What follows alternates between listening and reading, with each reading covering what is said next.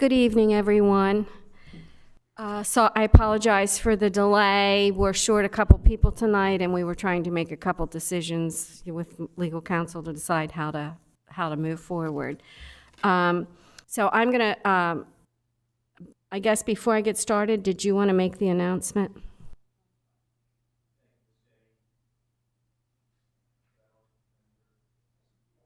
I can't remember. All right. So we have a little bit of a dilemma here tonight. We have the minimum number of members available to vote, which means we can do business.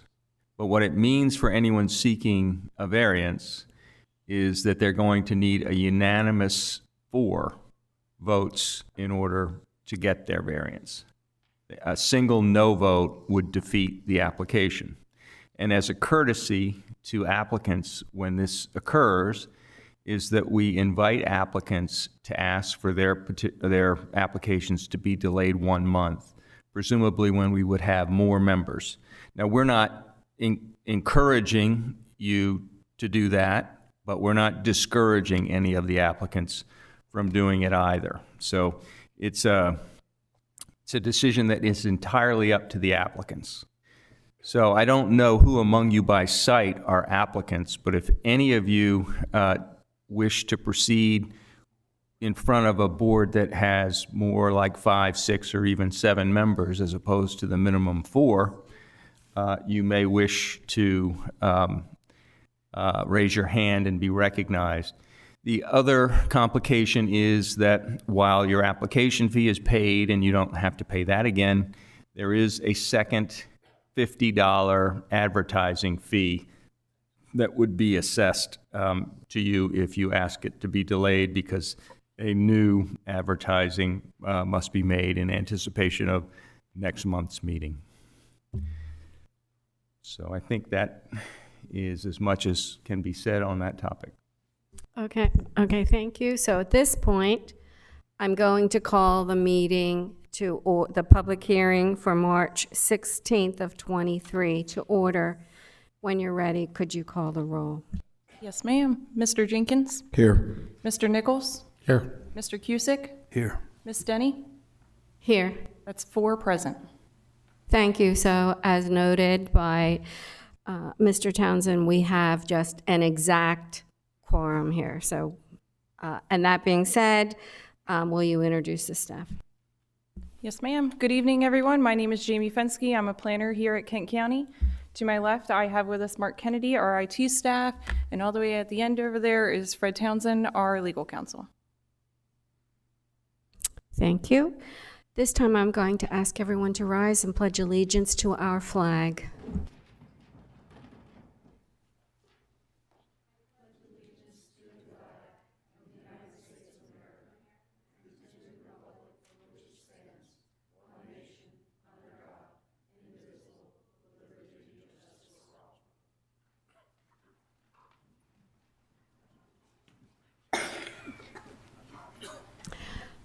At this point, doesn't appear as though there's any additions or alterations to the agenda.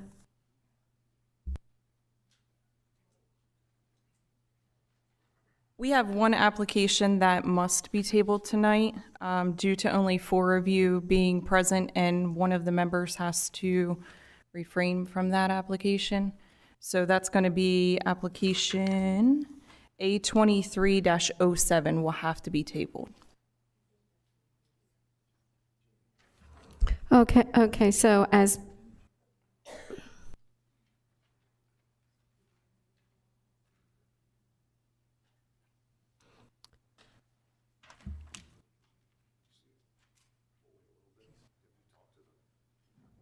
Ms. Denny, they're going to wait to see if Morgan, yes. yeah, okay. I think that, okay. So we'll just move you to wherever you fit and see if Ms. Hudson shows up. We haven't heard from her, which is very unusual. Could be traffic, could be anything. Okay, so that being said, will you introduce the public hearing? Yes, ma'am. So good evening, ladies and gentlemen. My name is Jamie Fensky, and I'll preside as the hearing officer for tonight's public hearing. This hearing is being conducted for the purpose of providing the citizens of the county an opportunity to present testimony on these applications before the Kent County Board of Adjustment. Everyone will have an opportunity to speak. This will provide those who wish an opportunity to give their testimony. If there is a group of interested citizens in favor or opposed to any of the applications, they may wish to elect one spokesperson among them to present testimony to the board. There is an official recording of these proceedings being made. Therefore, we ask that only one person speak at a time and that they speak clearly.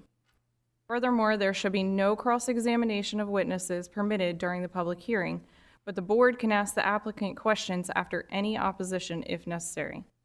As a courtesy to other participants in this hearing, a maximum of 5 minutes will be allotted to any person who wishes to provide testimony. The chairperson of the board has the discretion to allow additional time if deemed to be necessary.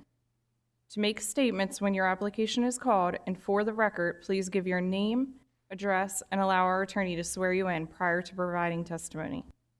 Copies of any written statements or exhibits used during the hearing should be presented for identification so that they may be included in the permanent record. The procedure on each variance application will be as follows. Legal notice will be read on each case prior to the receipt of testimony. There will be a brief explanation of the application by the staff. The board will then receive testimony from all of those in favor of the application, followed by testimony of those who may be opposed. Once those persons in favor and those in opposition have had an opportunity to speak, the hearing on the application will be declared closed. Decisions on all applications heard this evening will be made by the board during the business meeting following the public hearing. However, you are not required to remain after the public hearing once your request has been heard and closed. During the business meeting, the board will consider all information of record. A common vote of 4 members of the board shall be required to make a decision on each application. If you do not wish to wait for the business meeting later this evening, you may call the Kent County Planning Department tomorrow between 8 a.m. and 5 p.m. at 744-2471, or check the Kent County Planning Department website to learn of the board's ruling. All applicants will receive written notification of the board's decision. This notice may not be mailed until after the next scheduled meeting, but if approved, you are welcome to apply for any necessary permits prior to receiving this by mail. Please keep this decision in your records for both you and all future property owners. The public notice of this evening's hearing was published on February 26, 2023 in the Delaware State News. In addition, all of the subject properties were posted with a sign prior to the hearing to further notify the public of the nature of the applications. Thank you. Thank you. At this point, we'll have a statement by counsel, the purpose of which is to help those who want to give testimony this evening an opportunity to understand what is appropriate as testimony before this particular body. Mr. Townsend. Thank you again, Ms. Denny. The standards for the granting of variances are set forth by the Delaware Supreme Court in the case known as Board of Adjustment versus Quick Check Realty. As it was in the Quick Check Realty case, the typical variance is for relief from an area restriction. The standard applied to area variances considers whether a literal interpretation of zoning regulations result in exceptional practical difficulties of ownership. In order to determine whether the exceptional practical difficulty test is met, the board must weigh the following 4 factors. First, the nature of the zone where the property lies. Second, the character and uses in the immediate vicinity. Third, whether removal of the restriction on the applicant's property would seriously affect neighboring properties. And fourth, whether failure to remove the restrictions would create unnecessary hardship or exceptional practical difficulty for the owner in relation to the owner's efforts to make normal improvements to the property. This factor is satisfied only when the difficulties alleged by the owner are practical rather than theoretical and exceptional rather than routine. Note that the inability to improve one's business or stay competitive as a result of area limitations may qualify as a legitimate exceptional practical difficulty.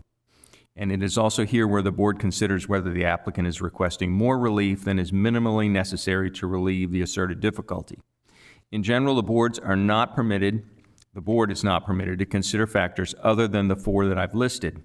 So those speaking both in support of and in opposition to applications are urged to present only information bearing directly on those 4 factors, which, restated briefly, concern the zoning district, the character of the immediate vicinity, the effect on neighboring properties, and whether the applicant faces an exceptional practical difficulty of ownership.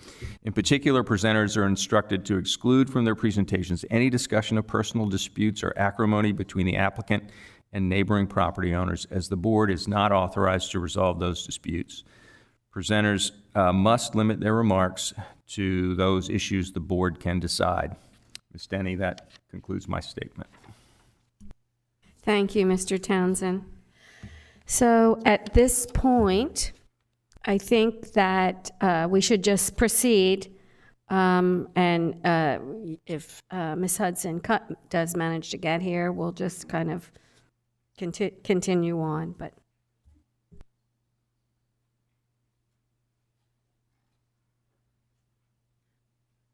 So first, we have application A-23-01 for Training Tales LLC. That's for Mr. Thomas Moore.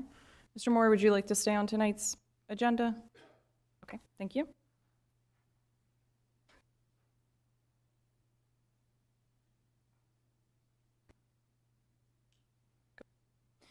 All right, so the owner of the property is Thomas G. and Jody E. Moore. The present zoning district is AR, Agriculture Residential. The proposed variance is a variance from the requirement that all kennels and runs be located 100 feet setback from any adjoining property line to submit a conditional use application for a commercial kennel.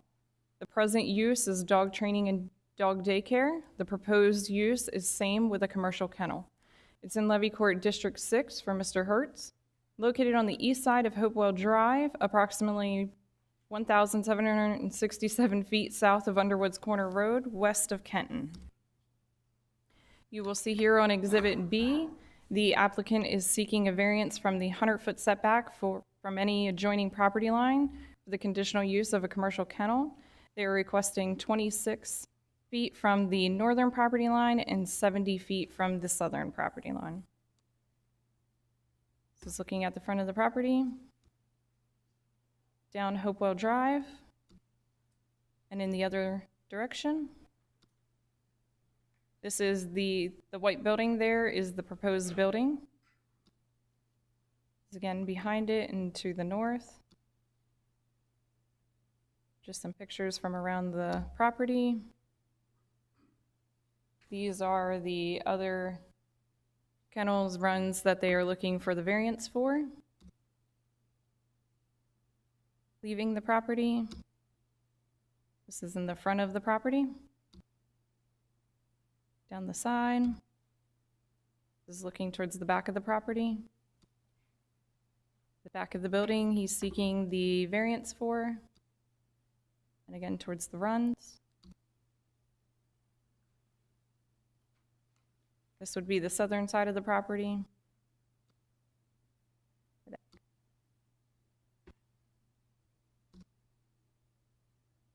This is in the rear of the property. The aerial.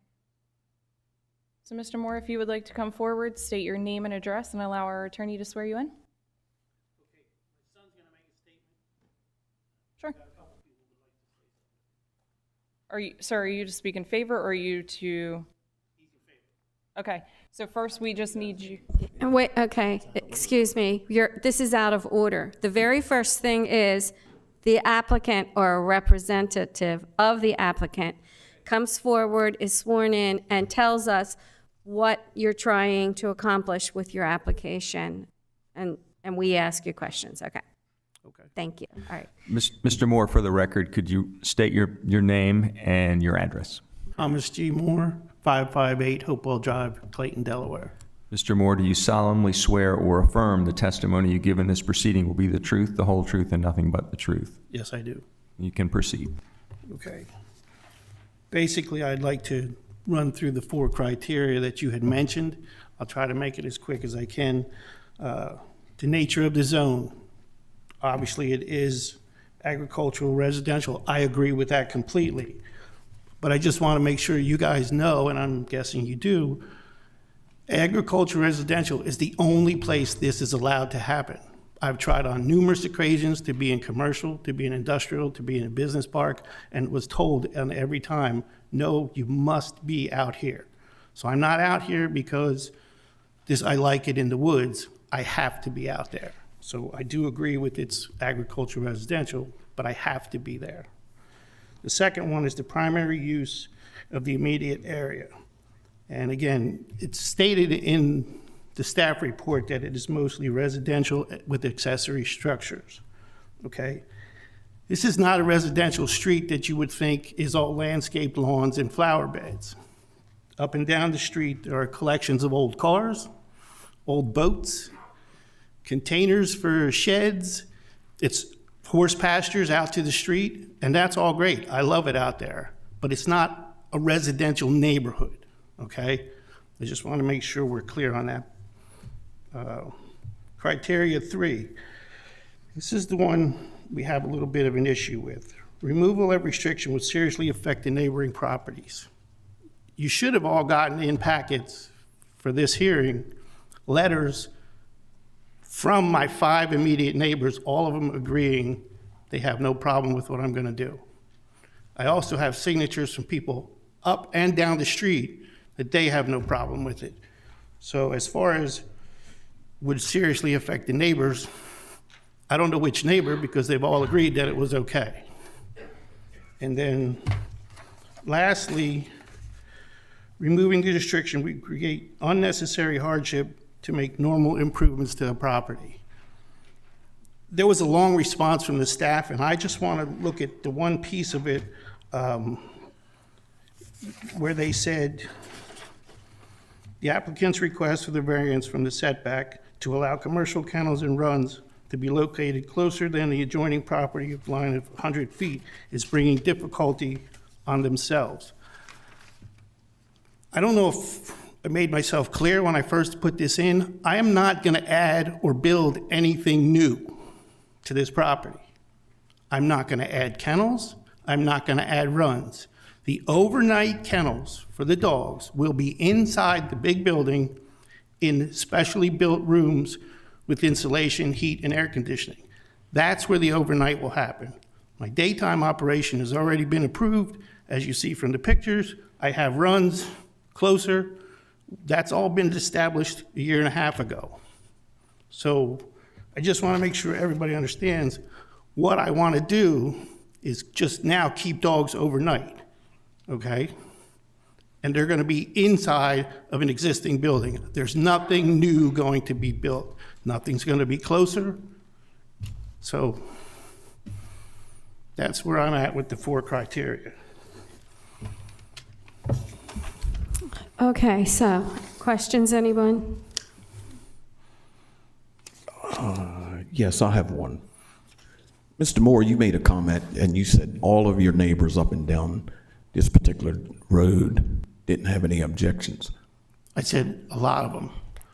The okay. 5 that are adjoining my property, 3 across the street, which aren't affected by this 100-foot. They're more than 100 foot from the buildings. But the 2 on each side and those 3 have all sent letters.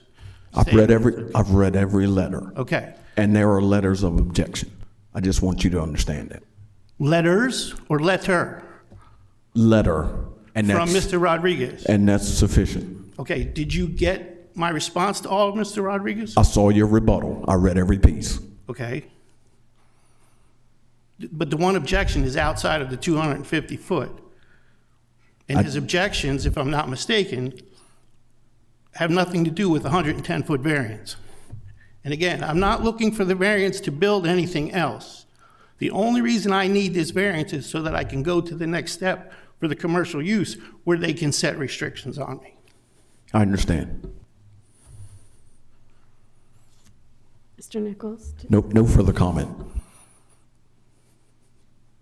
Yes, sir. Staff indicates that you agreed to the conditional approval of dog training and daycare with the following conditions. Stipulating that you would operate, without going through them, stipulate that you would operate the business as it is currently being operated. Now you're asking for this variance so that you can then go before Kent County Levy Court and then change the zoning for your property. Is that accurate? Well, let's back up. Did you, let's start with the first question. Did you testify under oath that you would limit the use of the property to the use for which it's currently being used? Did you do that? Yes.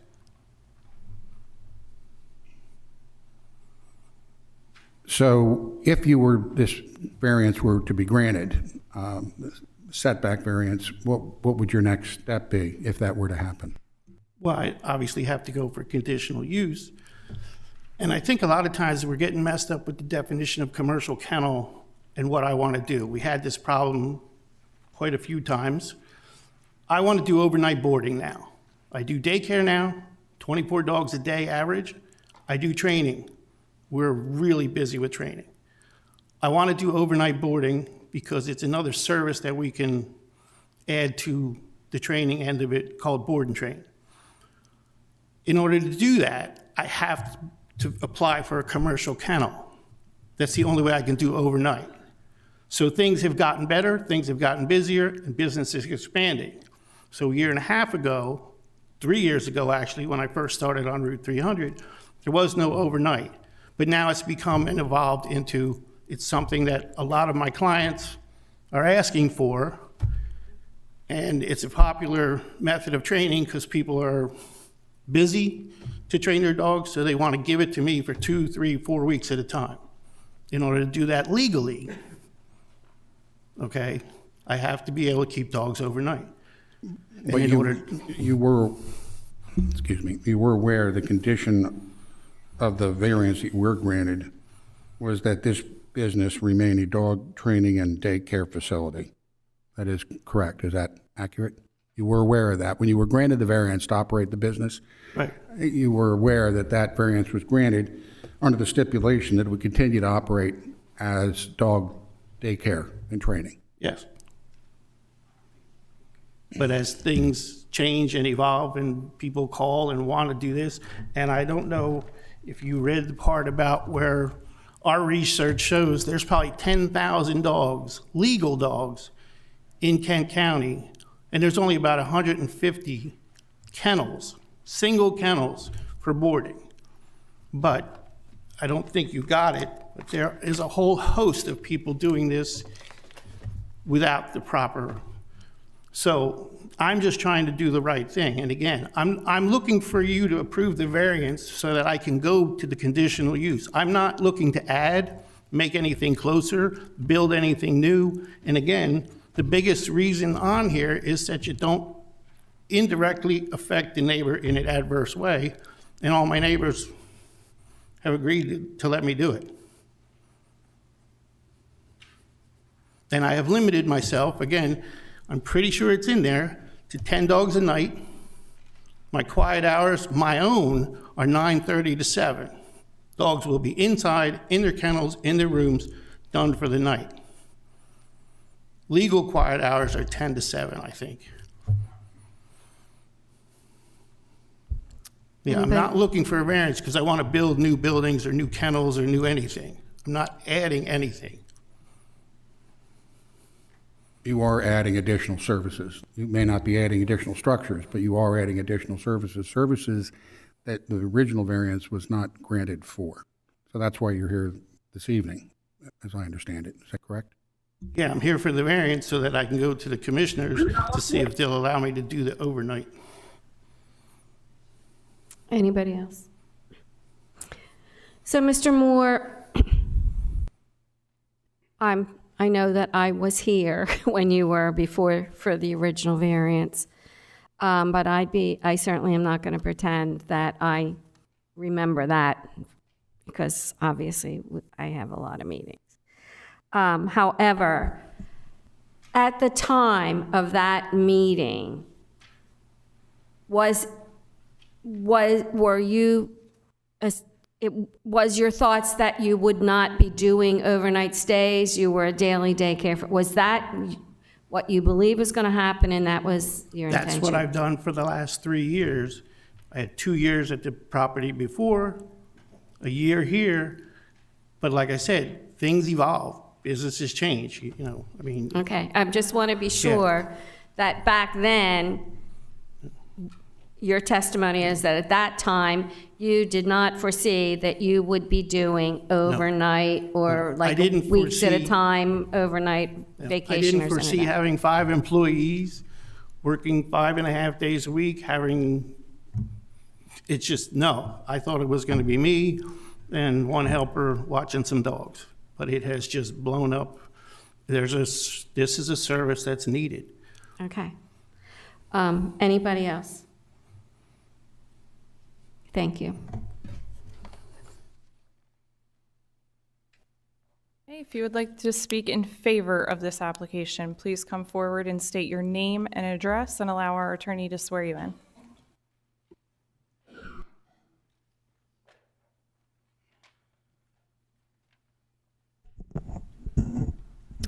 My name is Danielle Summers. I live at 19 Fraser Street in Kenton, Delaware. Ms. Summers, do you solemnly swear or affirm the testimony you give in this proceeding will be the truth, the whole truth, and nothing but the truth? I do. Training Tales has been trusted and relied upon business for over 6 years. With a long-standing business comes the need to move and evolve and grow with our loyal customer base. Many of our customers and daycare clients have requested us to begin boarding services in order to board and train dogs overnight to give them more services with us. We believe their experience with our employees, our certifications, and our knowledge make our facility a safe and well-regarded place for people to bring their dogs. I have been with Training Tales for all 3 years that it has been in service. It was just me and Tom at the beginning. I never thought it would be a thing for board and trains. When I started, I didn't even know training was a thing. But as the world evolves and as we've evolved, adding boarding and boarding trains to our list of services will help families stay together. It'll help dogs from filling shelters and help dogs from euthanization. Unfortunately, there are not enough licensed and insured boarding facilities in Kent County. As previously stated, there's many people doing it illegally, and dogs get hurt, end up in shelters. We want to change this path, and allowing us to gain this variance, we can help be a part of the solution to this problem. Thank you. Anybody, excuse me. Does anybody have any questions? Ms. Sellers? Thank you. Thank you.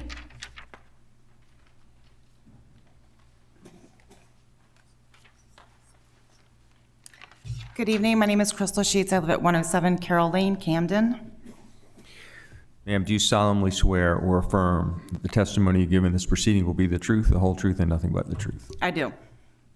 Good evening. I'm here tonight to show my support and to tell you why I feel Training Tales should be granted the variance in order to operate overnight boarding and board and train services. Those of us that currently utilize the services of Training Tales Daycare and or training truly feel our dogs are part of our family and treat them as such. I mean, we pay for our dogs to go to daycare. So that they're not home alone all day. They depend on us for everything. We provide them with good quality dog food, ensure they have clean drinking water, get regular vet visits, and we want to make sure that every day they are living their best life. Our dogs can't tell us when they've been mistreated by someone, so we have to be extra careful when we put them in someone else's care. I currently take my dog out of state for boarding because there is no facility in Kent County or in Delaware that I feel comfortable with. I trust Tom and the staff at Training Tales completely. I know he is treated well, he as in the dog, not Tom, that the dog is treated well when he's there because he's so excited anytime he sees any member of the staff. I want to point out that vacations are not the only reason people would train or board their dogs. Kent County does have a large military population, and these members need to travel home to see their families, go out of state for training or for a TDY. In fact, my husband's not here tonight because he's at Fort Bliss, Texas, in a training. Additionally, sometimes people have to do this when they have no other choice. They have a medical situation going on, they have surgery, they need something else done, so they need someone to care for their dog. Regardless of the reasons, when we do have to take our dog somewhere, we have to know that they're at the best possible place. I know that if my dog is at Training Tails, he's cared for, loved, and given the attention he deserves. And I also know that if something were to happen, Tom and the staff would do whatever they needed to get him the treatment and care until I was able to return. Our dogs are special to us. We bring them into our homes, cuddle them, love them for as long as we have them. The time we get with any one dog is only a very short period of our life, and we are very sad when we have to say goodbye to them. We know we only get a short period of time to give them their absolute best life possible. We often get them when they're just babies and we become their parents. We watch them grow and discover new things, and we make sure we give them all the comfort and extra treats when their lives are coming to an end. While they are only part of our lives for a short time, we are their entire life. We want the absolute best for them every day of it. For those of us that are here tonight, Training Tails is part of that absolute best life, and I hope you will honestly consider all of the public comment here tonight with an open mind and make a favorable decision to allow this additional service. Thank you. Does anybody have a question? Thank you. Thank you. Is there anyone else that would like to speak in favor of this application? If there's anyone joining us online that would like to speak in favor of this application, please indicate by pressing *3 if you're on a phone or using the hand icon at the bottom of your device. Elizabeth, I see that your hand is raised. You can go ahead and unmute and give us your name and address for the record. Elizabeth Keller, 2249 Woodland Beach Road, Smyrna. Ms. Keller, do you solemnly swear or affirm the testimony you give in this proceeding will be the truth, the whole truth, and nothing but the truth? I do. You may proceed. May I proceed? Yes. Good evening. My name is Elizabeth Keller. I am a resident of Smyrna and have been a client of Training Tails for about 3 years. I am joining in the request to ask the Board of Adjustment to approve the variance for Training Tails. The owners are dedicated small business owners that have provided a much-needed service to residents in Kent County. Turn off the one. The largest concern in the report provided seems to be the potential of noise. I don't believe we can claim that potential noise can outweigh support for our local small businesses and economy. As a county, we should be open to new ideas from entrepreneurs that are adding to the quality of life of our residents. As our area competes with forward-thinking regional policies, we see locations like Middletown and Milford continuously creating an environment that people want to live and work in. As such, those areas are now collecting more in local taxes. I hope the county can support our small businesses, such as Training Tails, as they aim to add to the quality of life. As noted in the Department of Planning Services report, there is a precedent for a variance in the surrounding area where the board granted approval to permit construction of horse stables at a neighboring property. I hope that the Board of Adjustment will consider this precedent, consider that there is a need for this service, and consider that this would yield positive impact to our area. Thank you. Thank you. Does anybody have any questions for Ms. Keller? Thank you. Okay, Madam Chair, is Candy Shoup. If you can unmute your line and give us your name and address for the record. Hi, my name is Candy Shoup, and I currently live at 4611 Augustine Herman Highway in Earlville, Maryland.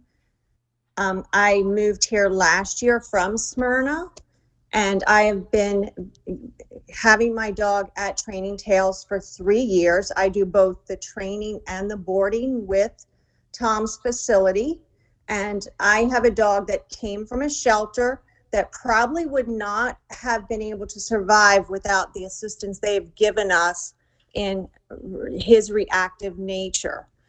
Their facility is To swear you in, I'd like to ask you to swear the oath that the testimony that you've given and will give is true and correct. So do you solemnly swear or affirm the testimony you give in this proceeding and have given in this proceeding is true and correct? Yes, I do. May continue. So what I was going to say is having a facility that would provide that week-long, 2-week, month-long training if you have a dog that seriously needs that, outside of even the vacation boarding, which is important to have your dog in a safe spot, but to be able to take your dog and have them reach a level that they're now a safe member of your family if they have issues is something that does not exist. And believe me, I searched for that when we needed help, and Tom was the only one available to help us. And he did that on a daily basis. Regarding, the noise situation and the noise, if you've ever seen Tom work with dogs, his dog Steve is not going to make them continual barkers. So I do hope that you can consider this for the residents of Delaware and the surrounding. The whole truth and nothing but the truth. I do. So my dogs have also been with Tom for a couple of years now. We have used both services, not only doggy daycare, but we've also done the training as well.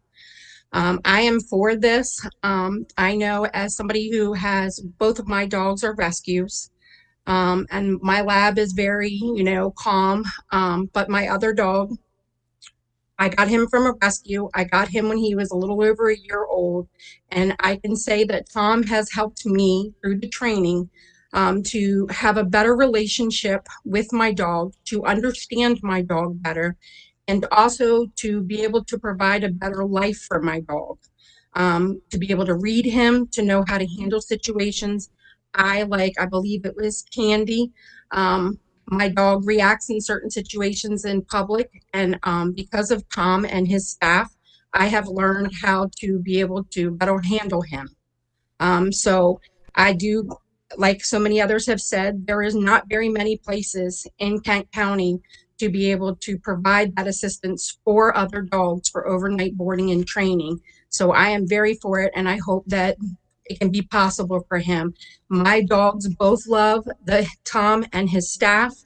All I have to say is their name, which I won't now because I will get the one excited. But they look forward to going there, and I trust all of them with my whole heart with both of my dogs.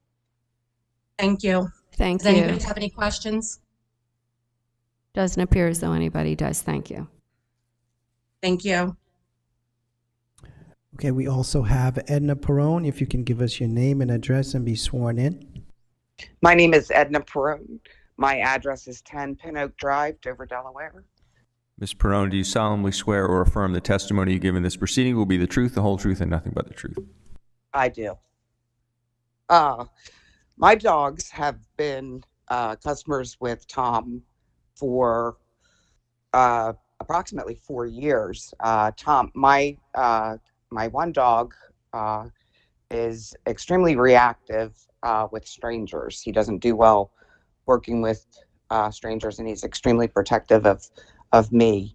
And with Tom's help, we have been able to adjust him a little bit better to those reactions. It's also noted that my dog is diabetic. He was diagnosed a year ago, and I cannot stress enough how important it is for me to be able to drop him off and place him in the care of someone that I can trust to make sure that he is going to be well cared for. He requires insulin, and the girls are, willing to monitor and screen him during the day when he's not with us, and I get notifications to tell me where his blood sugar levels are, and the girls have been absolutely amazing. I can't board Cooper just anywhere. If I were to board him, it would the only person that I would ever board him with would be with Training Tales and Tom Moore. He is a valuable member of the community, and this service would be amazing for all of us. Thank you. Thank you. Anyone have any questions? Thank you. If there's anyone else that's joining us online that would like to speak in favor of this application, please indicate by raising your electronic hand or pressing *3 if you're joining us by telephone.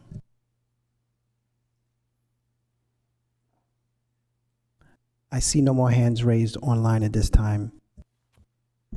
Okay, thank you. So, Is there anyone else in the room that would like to speak in favor of this application? Okay, please come forward, state your name and address, and allow our attorney to swear you in. My name is Sasha Harrison. I live at 1584 South State Street, Dover, Delaware, 19901.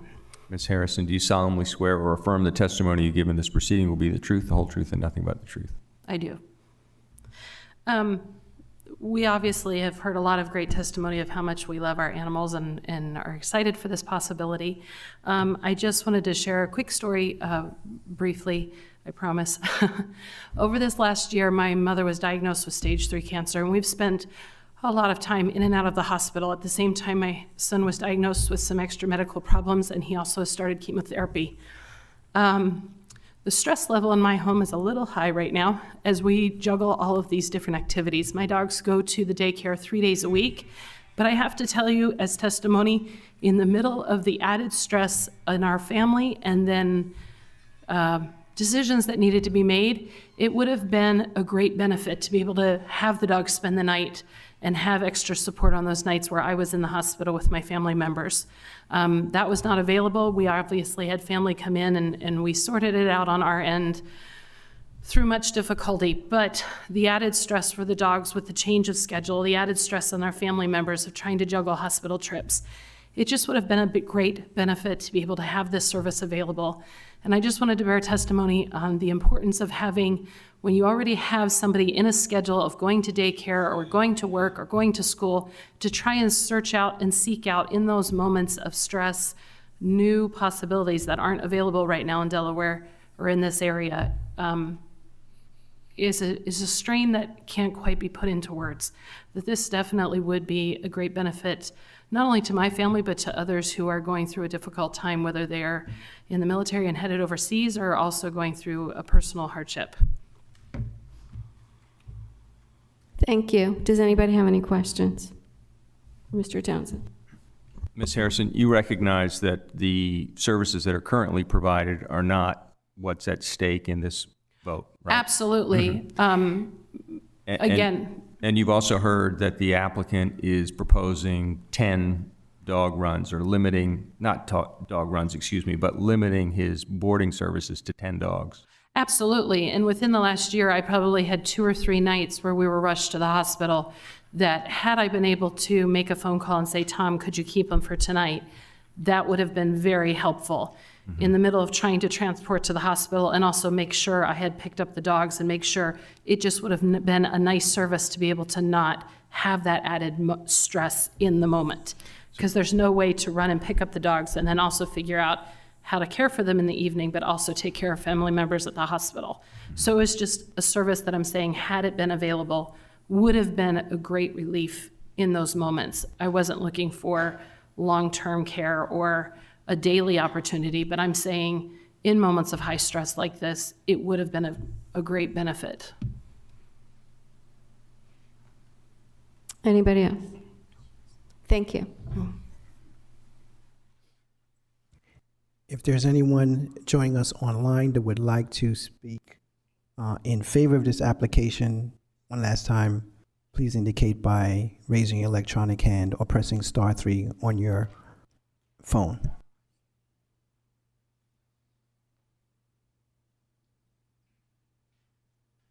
And one last time in the room, is there anyone that would like to speak in favor of this application? Okay, seeing no one, we'll move on to the opposition. Is there anyone that would like to speak in opposition of this application? Thank you. Please come forward, state your name and address, and allow our attorney to swear you in.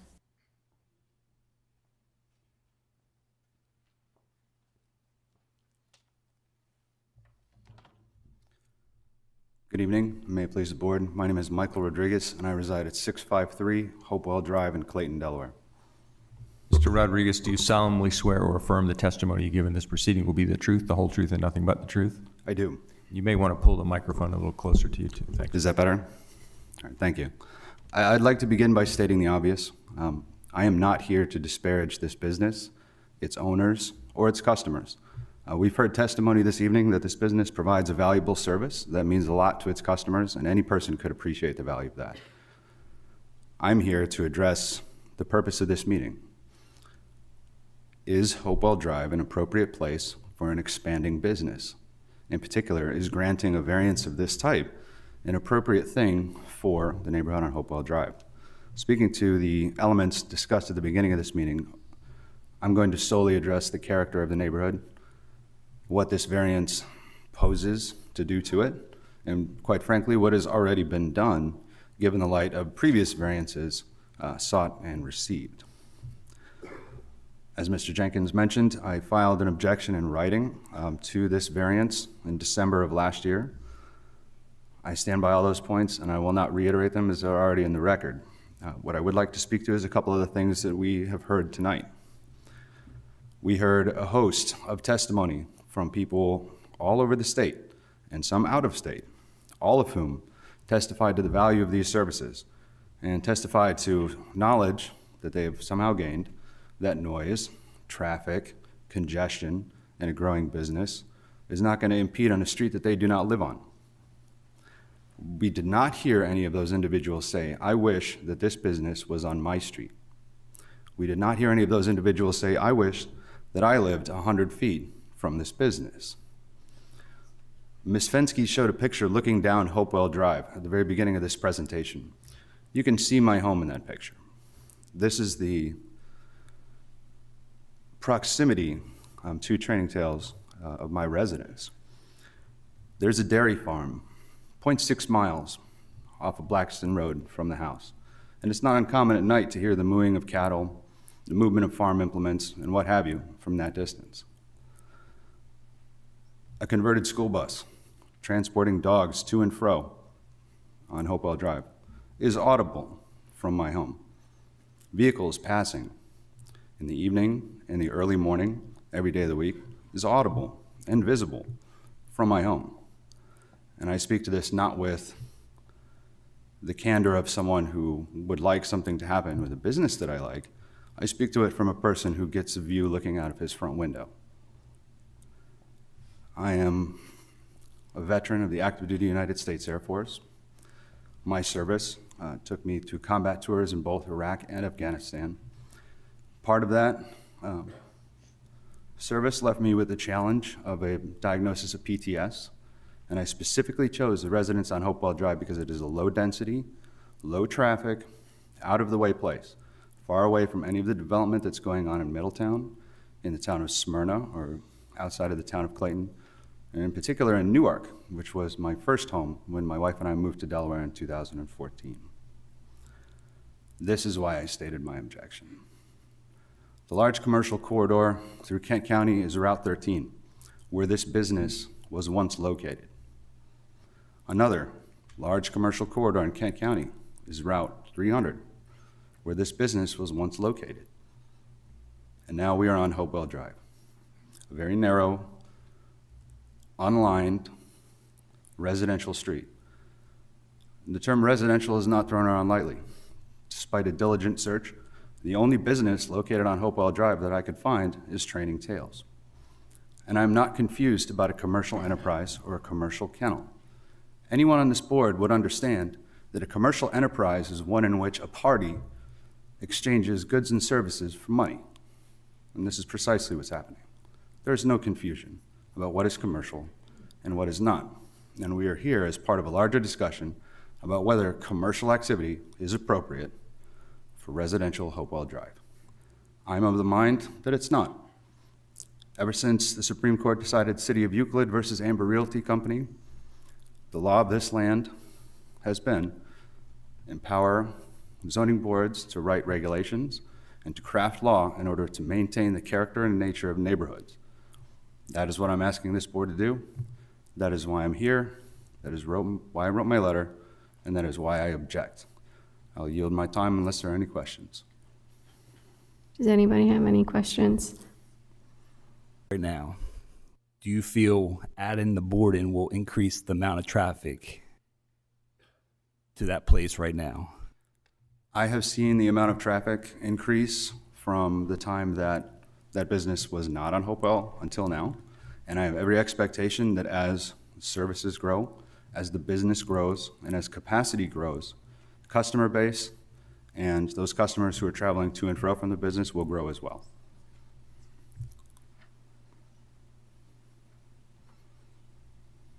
Thank you. Me. Yes. Yes, ma'am. So if You can point right you on see the that. highlighted square? Mr. Rodriguez, Yes. sorry, you can point Oh, right on there. Of course. If you touch it. That is my property. Where the point of that arrow is a pond that's in my backyard. And the home that you see directly to the east of it is the house that I share with my wife. Okay, thank you. Anybody else? Yes, Mr. Rodriguez, could you speak to the level of noise that you currently deal with without adding the boarding services? In my very unstudied observation, I would estimate that each home located on Hopewell Drive, at least from what I can see on any given day, provides one trip, perhaps two, going and coming from their own house. So the residents alone accounting for those trips. So that's an easy multiplication of how many houses by how many trips. What I've observed is the travel to and fro from these kennels, and particularly in the morning, of course, during the weekdays, is easily double that. And it's as easy as going outside to get in the car when I myself go to work and watching the cars going down the street. You sit at the end of the driveway waiting to turn and watch and see where the cars that are passing are turning into. And what I'm certain of is that I have not observed a vehicle coming onto Hopewell Drive on any weekday morning that was turning into a residence. Each one that I have seen was turning into this business. If you had to estimate the approximate distance from the kennels to your house or your property, what type of distance are we talking? I would put that distance a tenth of a mile or less. Thank you. Mr. Rodriguez, it sounds like your primary concern is traffic. Is that right?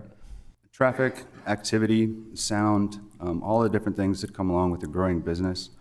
It's important to understand, and a wider view of this map would probably help even more so, the nature of this area. Not only is it an agricultural residential area, but we have large farmland surrounding it. We have Amish and Mennonite communities. We have the wildlife reservation that butts right up against this street, which is what makes it a prime location for anyone who prizes, quiet and low movement. So if this variance were granted, the applicant is going to be required to submit to a conditional use process where additional conditions could be imposed. Your primary issue, though, with this application is, it sounds like traffic. Does overnight boarding promise to increase traffic? I would challenge the member respectfully that we have already seen a variance granted with conditions, and yet we are here. What we're seeing is an incrementalized commercialization of this operation over time. If this were a situation in which we needed a necessary upgrade in order to complete a business objective, and that was going to be the end, we would see all of these things take place at once. That's not what we've seen. We've seen incremental, one variance at a time, and already tonight discussed future plans for further intervention by the levy court.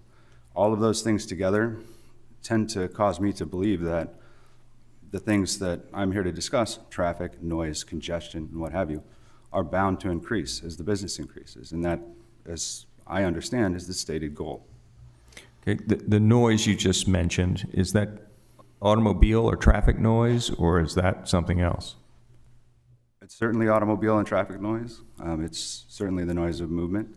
I was a little bit taken aback listening to discussions about how there is, no barking dogs during the day. There are barking dogs during the day. Perhaps personal animals in people's homes and things like that. You come to expect that in a residential area.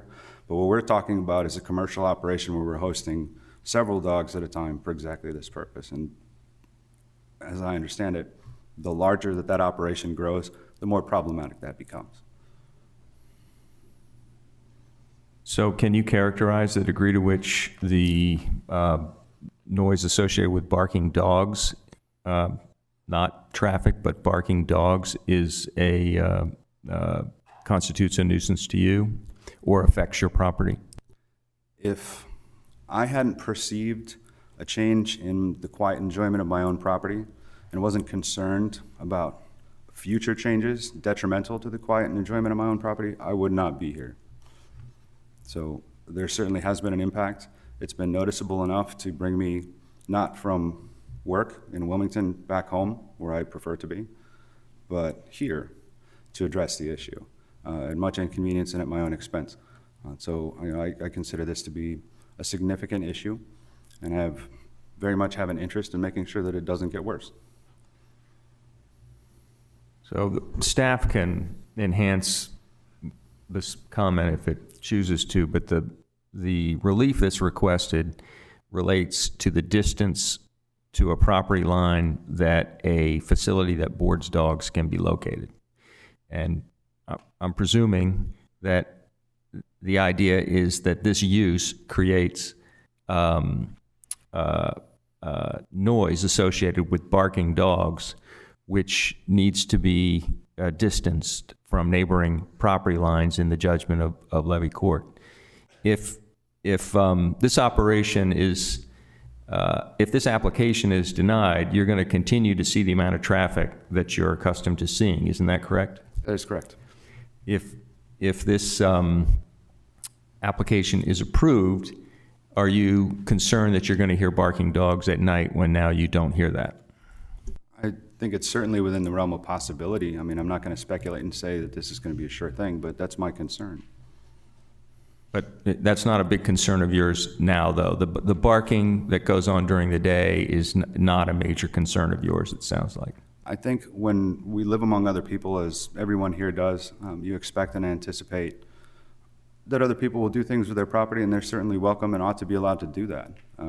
I'm here because the specter of this encroachment becoming greater in all of these different areas that we've talked about is of great concern to me for the various reasons that I stated.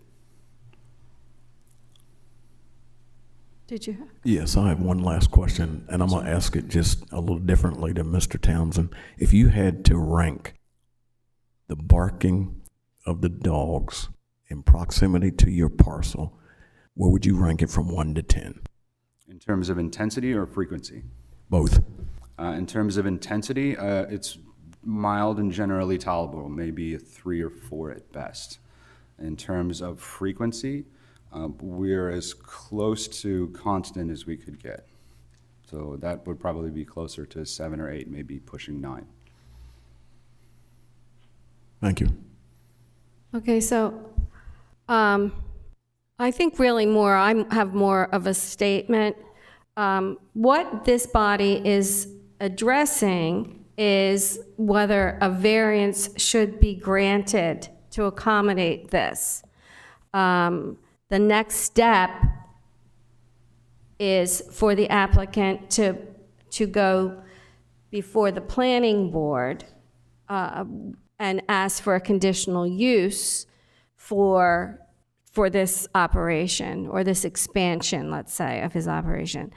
And at that point, that is when conditions are set as to things such as hours of operation, how many, those things. Yeah, I always, when I'm trying to address it to lay people, I'll say, it's like if you meet the conditions, we'll let you use your property for this. So that is where a lot of what you are mentioning would be heard. The other thing is, and I'm certain you know this, but I'm just going to put it in the record that, Del Dot, Maine it's their they make the decisions on whether there's too much traffic or, about ingress, egress from businesses. And so that too will be addressed at that hearing as well. So all of your concerns will be addressed at that meeting, and conditions can be set and met. But at this meeting, we are charged with the decision of, does this, according to our code, which to me, our code is not a book of suggestions. And so when you come before this, there has to be some type of practical difficulty for the property owner in order to get through this particular aspect of the steps you go through for this. So I just kind of I really just wanted to make you more aware of that's how this goes. But DelDOT certainly would be the first people to speak up. They maintain and make those decisions, and as does DENREC with water issues and those types of things. So those are not things that this board regulates. So I just want to be sure that you understand, and thank you for your service. Thank you very much, and I hear and understand you, and thank you for your statement. Are there any other questions? I don't think so. Thank you. All right, thank you very much. Appreciate the board's time. Is there anyone else that would like to speak in opposition of this application? Is there anyone else joining us online that would like to speak in opposition of this application? Please indicate by raising an electronic hand or pressing *3 if you're on a telephone. I see no hands raised online at this time. Thank you. We will close the public hearing for application A-23-01. Next, we have application A-23-02 for Lenore Butala. Is there someone present for that application? Thank you. So the property owner is Linda and Mark Butala. The present zoning is RS1, single family residential. The proposed variance is a variance from the requirement that an accessory structure shall not be closer than 5 feet from the side property line. Present use is residential. Proposed use is same with the accessory structure. Levy Court District 2nd for Mr. Hall. It's located on the south side of South Fairfield Drive, being lot 12 of Fairfield Farms, approximately 315 feet east of Dalwyn Drive, east of Camden. And I'm sorry, I should have asked, would you like to be heard tonight or would you like to be tabled? Thank you. Here you will see Exhibit B, the request from the 5-foot setback for an accessory structure. The existing accessory structure is 3.7 feet from the side property line. Looking at the front of the home, down the road, and in the other direction. These images were kind of hard to get, but you can see here the top of the shed. And this fence here would be the property line. Again, demonstrating the shed from the fence and an aerial. So if you would like to come up, state your name and address and allow our attorney to swear you in, please. I'm Michael Lenore, and my address is 113 North Fairfield Drive, Dover. Mr. Lenore, I will ask you to move that mic a little closer to your face. Is that better? Yeah, much better. Okay. Thank you. Do you solemnly swear or affirm the testimony you give in this proceeding will be the truth, the whole truth, and nothing but the truth? I do. You may proceed. Thank you. I am a real estate agent with Keller Williams in Dover, and I am a neighbor of the homeowners, the Butala family. I live on North Fairfield Drive, which is just a couple of blocks away, and I've worked with Mr. and Mrs. Butala previously in some real estate transactions. We filed this request to seek a variance from the 5-foot setback. And as you could see in the pictures there, I think it's kind of difficult to attach the title of shed to this accessory structure. I'm going to focus primarily on component number 4. as providing some background information, which was provided in my initial filing, but I think failed to be reported in the paperwork that was set before you this evening. Upon retiring, Mr. Butala started improving his backyard, created extensive gardens, a beautiful koi pond, hardscape, landscape, and the shed structure that was pictured actually serves as a pump house for the koi pond, which sits immediately to the left of it. As this project developed, the shed actually sits on a concrete block foundation which goes underground. The shed basement is approximately 6 feet high. So when you step into the unit, there's steps down. All the pumping equipment for the koi pond has to be subterranean in order for the filters and things to function. When I discussed this with Mr. Butala, the matter of simply picking up the structure and moving it over to the other side of the property was not something as cut and dried as it may initially seem when looking at those pictures. As you look at the shed, the koi pond is literally about 30 inches away from it. And there needs to be room, to pass through on that side. So what we are basically looking at is if the variance is not approved, the homeowners may ultimately be in a position where they may potentially have to look at demolishing or changing the improvements that they've since put in place, which I think would be unfortunate. I would estimate that the work that they've done creating the beautiful scenery in their backyard probably adds at least $20,000 to $25,000 of value to their property. And based on the plumbing and the location of everything, I do not see a feasible way for the structure to be relocated into a different part of the yard that would satisfy the 5-foot setback. I'm gonna, just excuse me 1 minute. Could you bring the picture of the shed and the garden up?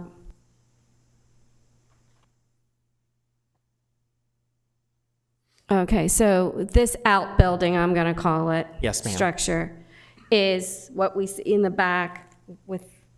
Yes, ma'am. Okay, good enough. All right. So, did you have anything more that you wanted to say? The only other thing I will note that might be of interest, in Fairfield Farms, we do have a 15-foot setback for a utility easement from the rear property line, and this building is not encroaching in any way on the utility setback, so it is within the range that it needs to be from the back property line. Okay, and so as an outbuilding, shed, etc., it would need to be 5 feet. Yes, ma'am. And so then that begs the next question for me is, did you seek a building permit before this was constructed? No, ma'am. Okay. Because they should have stopped you at that point. Okay. Understood. So, okay. Anybody else? Questions? Yes, real quick. You may not know this, but I figured I would like to ask you, the plumbing on this looks really extensive. Do you have any idea what it would entail as far as costs if it had to be redone, relocated? I would estimate easily, I would say probably $7,000 to $10,000 just for the sheer distance that would need to be achieved. Beyond the actual pond to the left, there's an area with slate pavers. There's additional landscaping with a waterfall feature over to the left side of the yard.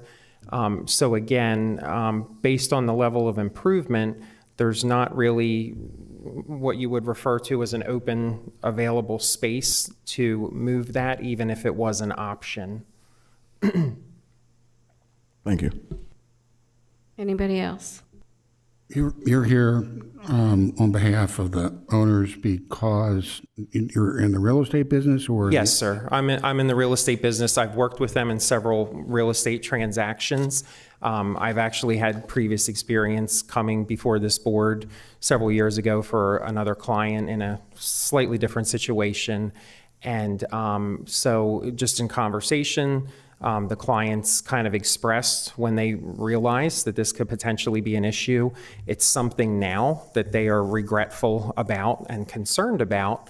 And as they are aging and looking at potentially down the road, if they wish to sell the property or if one of them passes unexpectedly, they would like to seek some sort of solution to this sooner rather than later so that it does not become a difficulty for them potentially. It's something that they can hopefully address now as opposed to later. And how long has this building been there, do you know? I do not know the answer to that. I would speculate approximately 10 years. Are you aware of anyone complaining about the building being there? No, sir. The homeowners are very diligent about maintaining their property to a high level. As a real estate agent, I can speak to that is one of the most beautifully maintained homes on South Fairfield Drive.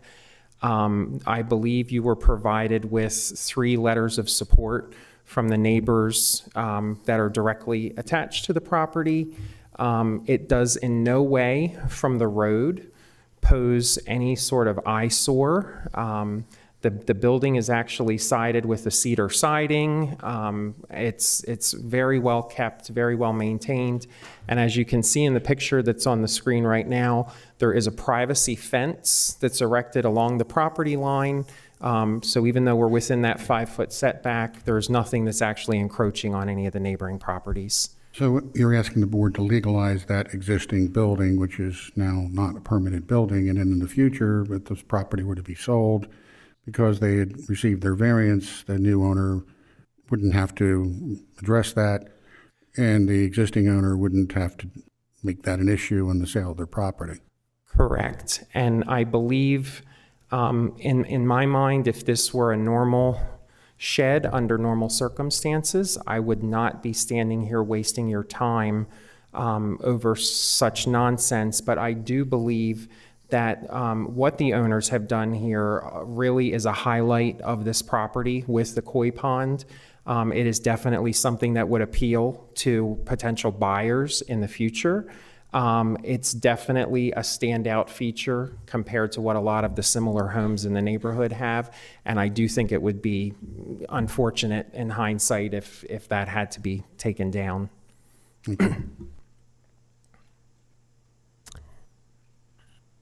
Does anybody have any other questions? Go right ahead. Yes, I have a question for staff. The 3 letters I think we received in favor of this, are they immediate neighbors?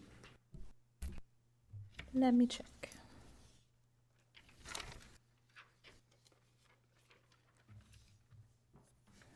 Yeah, I believe they are.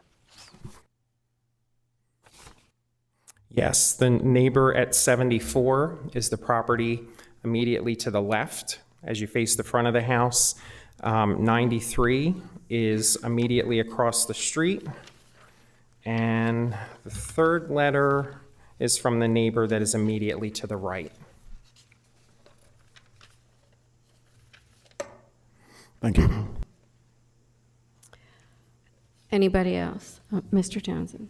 Just for the record, I imagine I know what the answer to this is, but the shed is just a little over a foot encroaching. Yes, sir. In the closest proximity, I think the surveyor determined the front corner closest to the road is 3.9 feet. The back right corner closest to the rear property line is 3.7 feet. A big part of your case supporting the request for a variance is that it houses this plumbing equipment. Correct. We have some pictures here of the plumbing equipment. Is any of it located on the back wall, the wall that is encroaching the most, or is it on an interior wall? No, the plumbing exits the building through the wall that faces the back property line. So the wall in question that's encroaching would be the wall to the right of the building, and there are no pipes exiting that side of the building. So if this were not on a foundation, would it be possible to, I mean, if this was a skid shed or whatever you called it, would it be feasible to slide the shed without removing or without altering It would, the and plumbing? sir, I'll be honest, as a real estate agent, I've done it on Oak Crest Drive 4 years ago. I have a Ford Excursion. I called in some friends. There was a building that was encroaching. We got tow straps and some 4x4s. I hooked it up to my Ford and we drug it 2 feet and case closed. So, right. Unfortunately, in this case, my Ford's going to be swimming with the fish. Yeah. So, you know, whatever it takes in your business sometimes, right? Yes, and you know, I say this also as a 20-year teacher. There are certain clients that I have met that I would not necessarily put my name and myself in this position for. But this, again, is a homeowner that I have a lot of respect for, takes great care of his property. They've been in this community for many years, and just seeing the quality, again, of what was built and what has been done there, again, I think it would be a loss if that had to be abandoned. Okay, so I'm just going to be certain that in my mind here. So this shed, at obviously if it got bigger, it would be a different situation. But this shed would legally exist if it were within the 5-foot setback. Yes, ma'am. Okay, that. Anybody else? Questions? Yes, one last question, Michael. Yes, sir. How did we get to this point? Like, what prompted you to come before us now? Truthfully, I believe the homeowners were very close friends of the folks on Oak Crest Drive who I drug the shed for a couple of years ago. And in having conversation, the Butalas kind of had an oh my goodness sort of moment, like we didn't permit this, we didn't go through the proper channels. And being in the same neighborhood, we see each other, we speak. So the homeowners actually came to me to seek my counsel of, hey, we've kind of made a mistake here, we've gone about this wrong, what are our options at this point? Is there anything we can do? So I said, you know, I think the right course of action would be to beg forgiveness and explain the situation before the committee, and you know, see what happens ultimately from there before you begin deconstructing anything. Thank you. Anybody else? Thank you so much. Thank you for your time. Is there anyone else that would like to speak in favor of this application?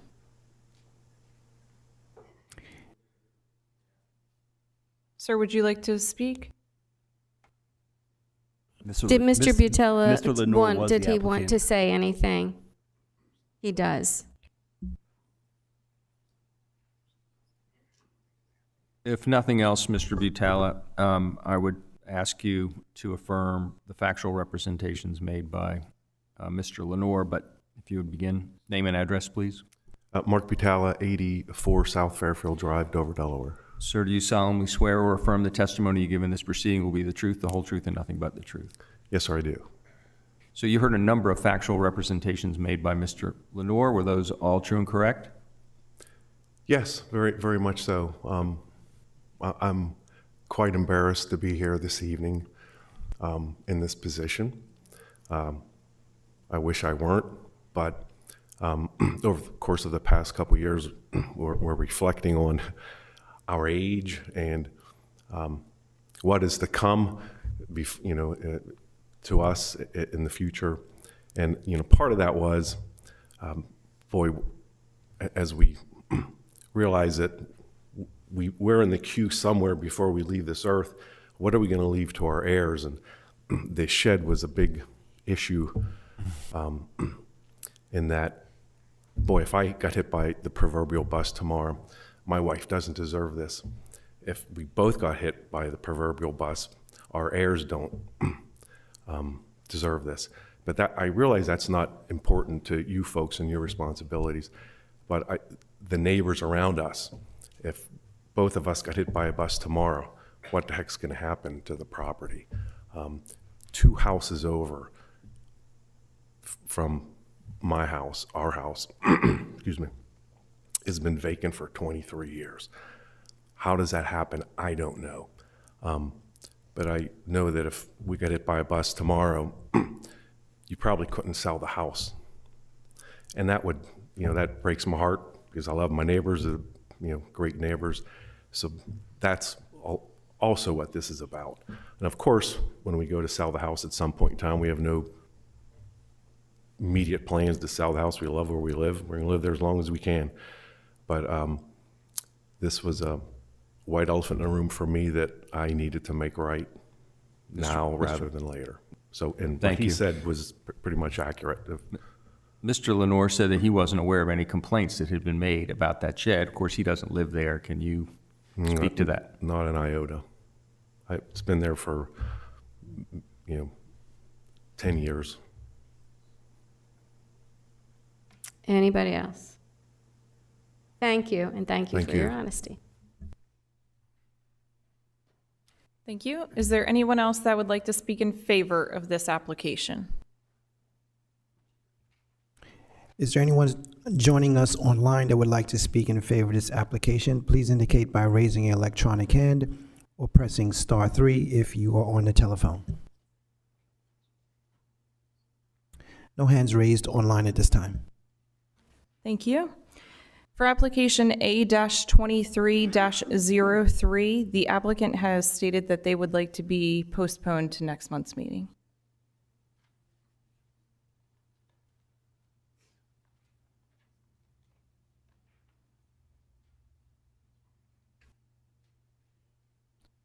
Next, we have application A-23-04 for McDonald. Is there someone present for that application? Thank you. Would you like to be heard at tonight's meeting? Thank you. Okay, so the present zoning district is AR, Agriculture Residential. The proposed variance is a variance from the requirement that an accessory structure shall not be located in the front yard or front setback of any parcel unless the structure is located at least 100 feet from the front property line to construct a single-family dwelling behind the accessory structure. Present use is residential. Proposed use is a single-family dwelling and an accessory structure. It's in Levy Court District 6 for Mr. Hertz, located on the west side of Fire Tower Road, approximately 490 feet south of Willow Grove Road, west of Viola. Here you will see the Exhibit B showing the proposed dwelling and the existing building on the property that they are proposing to be the accessory building. The current building that's on the property will be converted over to an accessory building, and the applicant will have to apply for an ADU, an accessory dwelling unit. They are requesting that the new home that's going to be constructed behind the accessory building. Here you will see the existing home that is on the property that will be converted over to an accessory dwelling unit for the accessory building. This is looking down the road and towards the other direction. The proposed home will kind of be placed back here. Here's aerial and farther out. So, sir, if you would like to come forward, state your name and address, and allow our attorney to swear you in.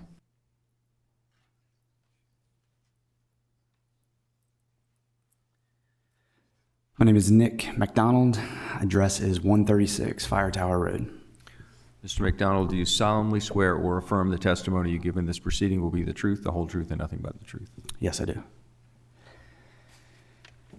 So, just as the picture shows, we have it's about a 380 square foot dwelling on the property right now.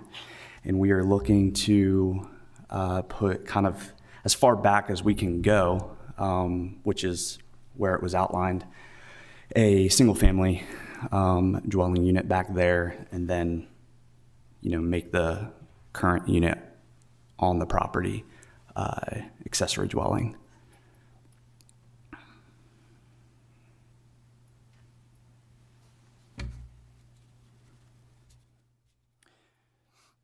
Anybody have any questions? Yes, I do. What are the dimensions of that new dwelling going to be? Did you give us those? It is going to be, I believe, give me 1 second. It's going to be a 70 by 30 building, but that includes a garage space. Thank you.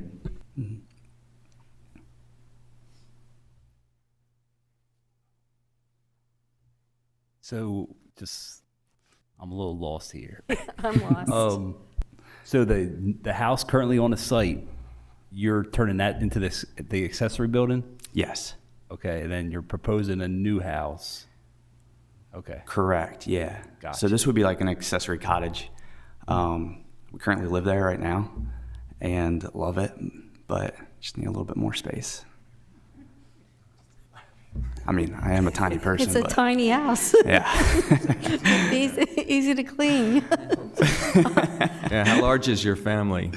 It's just me and my wife and our lovely cat. Oh, perfect. Sorry. So I'm trying to find the ingress egress on this, and I'm not having any luck. So just take me back to show me. I see Fire Tower Road.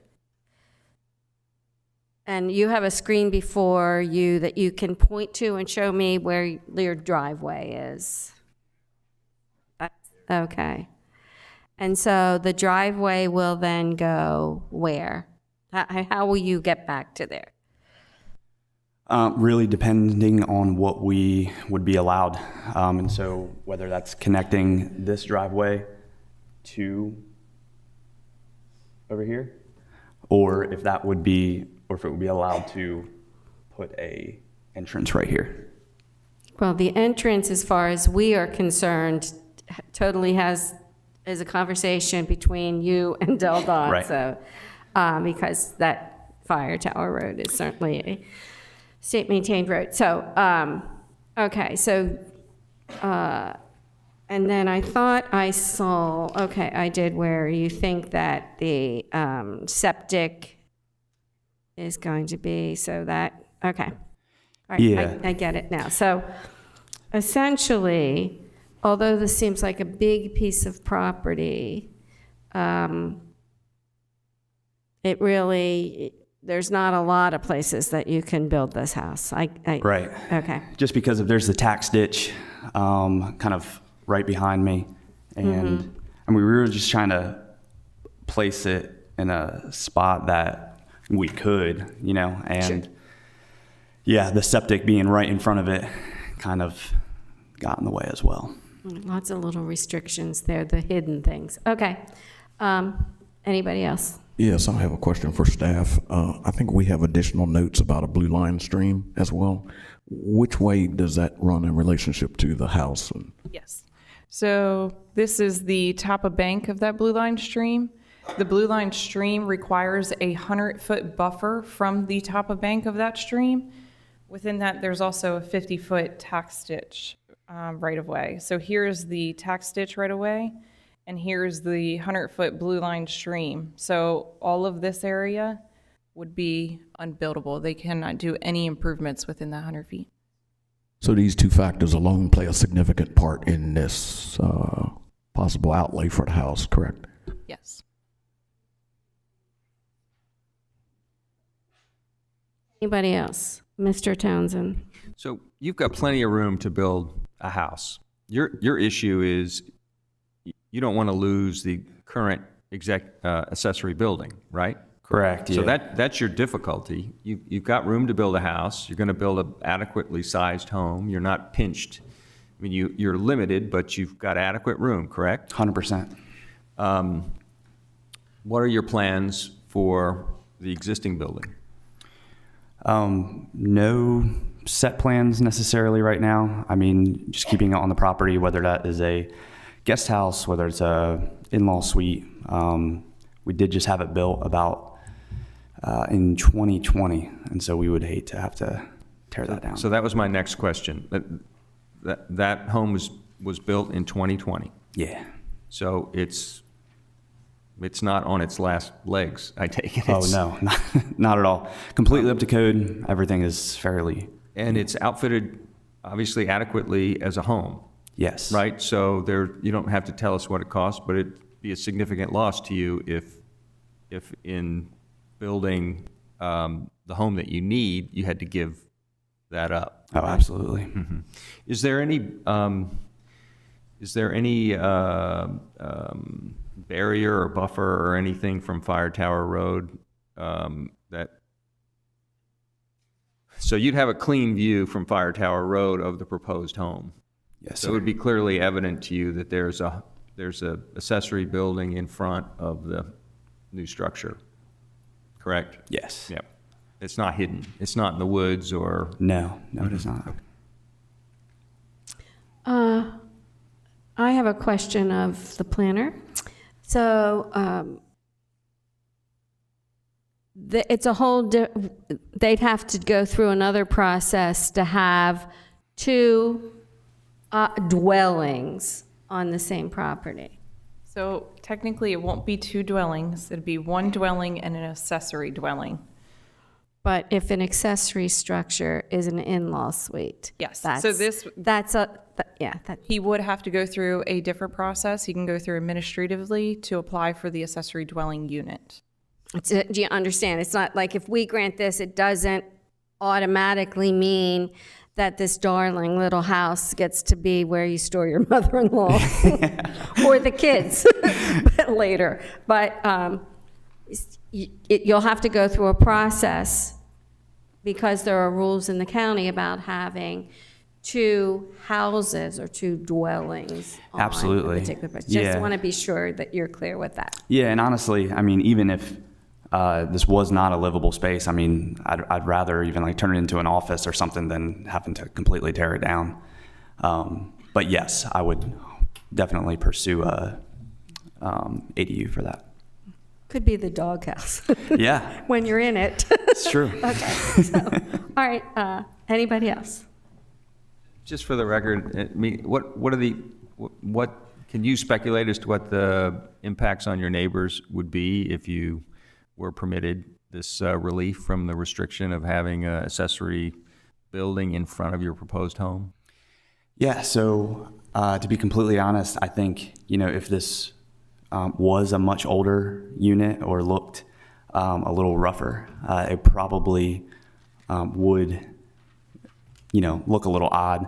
But being that it is brand new, it's very well kept, and we like to think that we have made it appealing to the eyes, then I don't believe it would be like an eyesore or anything like that. I mean, to be completely honest, we have people stop by almost weekly just to ask us if we actually live here. So what's the total acreage of your parcel? 2.2 acres. Mm-hmm.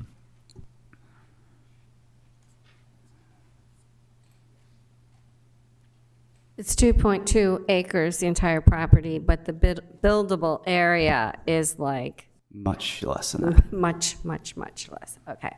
I just want to get that in the record. Yeah. And to the best of your knowledge, as Mr. Townsend asked you, you have we sent out the notices, you don't know of anyone who objects? No, not at all. I had a neighbor reach out to me personally and said they were excited about it, but it's the only thing. Okay. Anybody else? Mr. Nichols. I have a question, staff. Can you explain to me the difference between an existing single-family dwelling on the parcel that will become an accessory structure? So, on the one hand, we're talking about a single-family dwelling that someone already resides in, and then if this variance is granted, that single-family dwelling will no longer be a single-family dwelling, but will then become an accessory structure. So there are two different aspects of the code that relate to these buildings. Yes, So, sir. let me ask that question. Is that yes? Yes. All right. So If it's still, though, and it seems like the intention is that this would still be occupied as a single-family dwelling, I don't think the intention is necessarily to convert it into an accessory structure. It might be converted into an accessory structure. Are we now then not dealing with two single-family dwellings on this same parcel? And if so, why not? No, sir, because they are permitted, as long as they apply and are approved, they would be permitted to have an accessory dwelling cottage on the property. This would meet the cottage requirements because it's under the size. Right now, you're permitted to have a 1,200 square foot accessory cottage on the property. It would have to meet accessory structure setbacks, so it would have to be behind the front of the home or 100 feet back. But he would be applying for an accessory dwelling cottage to legalize the existing home that's on the property to be accessory, and then the new home will be the single family.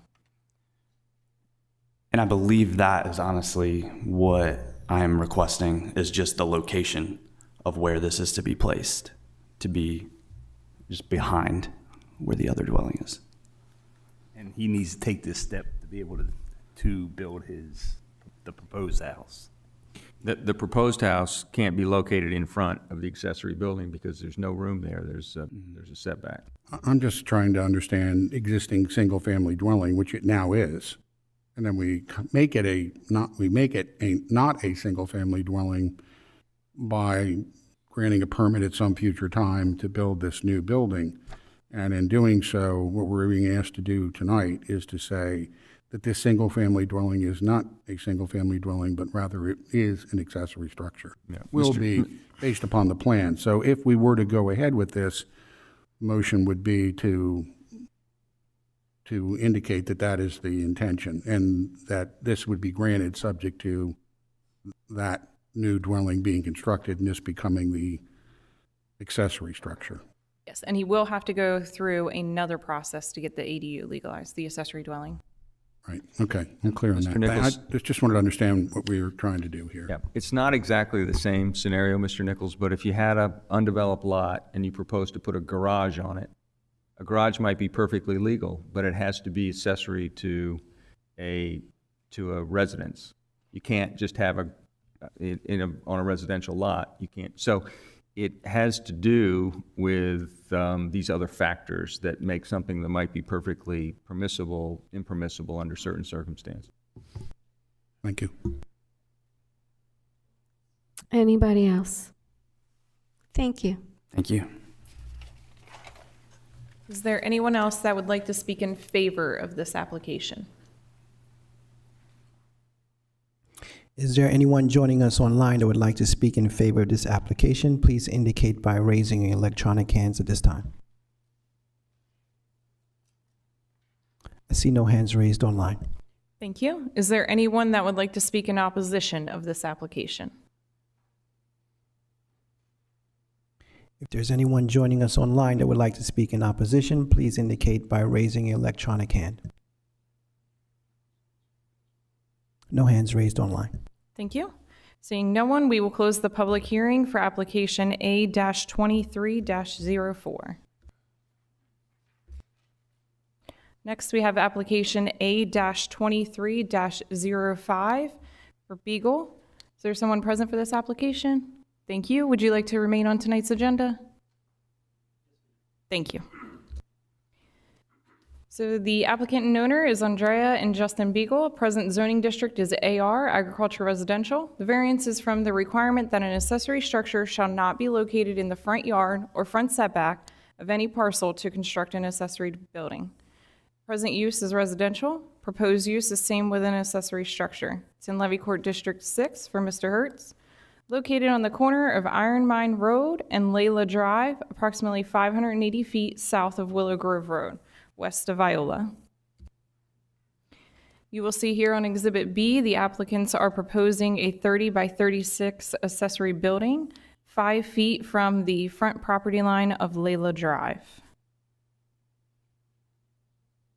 So just looking at the front of the home, down the road, other direction.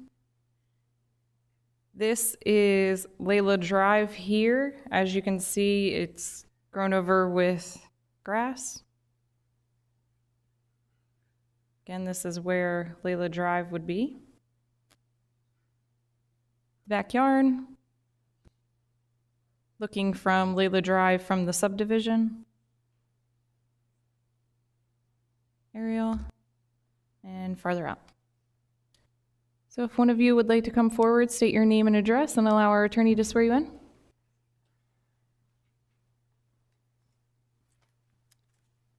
How you doing? I'm Justin Beagle, 2164 Iron Mine Road, Felton, Delaware. Sir, do you solemnly swear or affirm the testimony you give in this proceeding will be the truth, the whole truth, and nothing but the truth? I do. So as you can see, we're requesting to build a pole building. Sir, if you could pull the microphone a little closer. Sorry. So as you can see, we are trying to request to build a pole building. We've moved out there in 2005. I was stationed at Dover, been here since 2004. Lived on Dover Air Force Base, 2004. Moved out there in 2005. Layla Drive, well, consider Layla Drive, has pretty much looked like that since I've been at my house. We've been there for over 18 years. I maintain the road, I mow it. The owner of the development, Mr. Fred Voschel, he's passed away now. His son has taken over the property, which he has spoken to me a couple times about wanting to get rid of this road. They plan on no more houses in the development. And as you can see, they pretty much don't really take care of the road. I put poles there beside my trash cans because of people actually have driven through my yard, got stuck in my yard. I've had to pull people out of my yard, fix my yard because of that. And I guess I'm getting off the subject a little bit. I'm just pretty much requesting to put a pool building. I had 3 daughters. My daughters have since moved out, and they still live around the area. However, they have a lot of stuff that they can't store in their homes. They have small homes, trailers. And me and my wife deemed that, yes, having a pool building there is not going to impede anything dealing with that so-called road. And I'm just requesting that you grant me the ability to build a pool building there.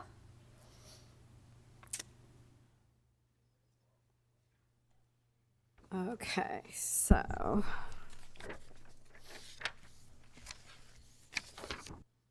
And so the pole building is located where you are demonstrating because you'd like it, you're going to use it somewhat as a garage as well, and garages belong at the end of driveways. Is that kind of the point? Yes, ma'am, I'm requesting that.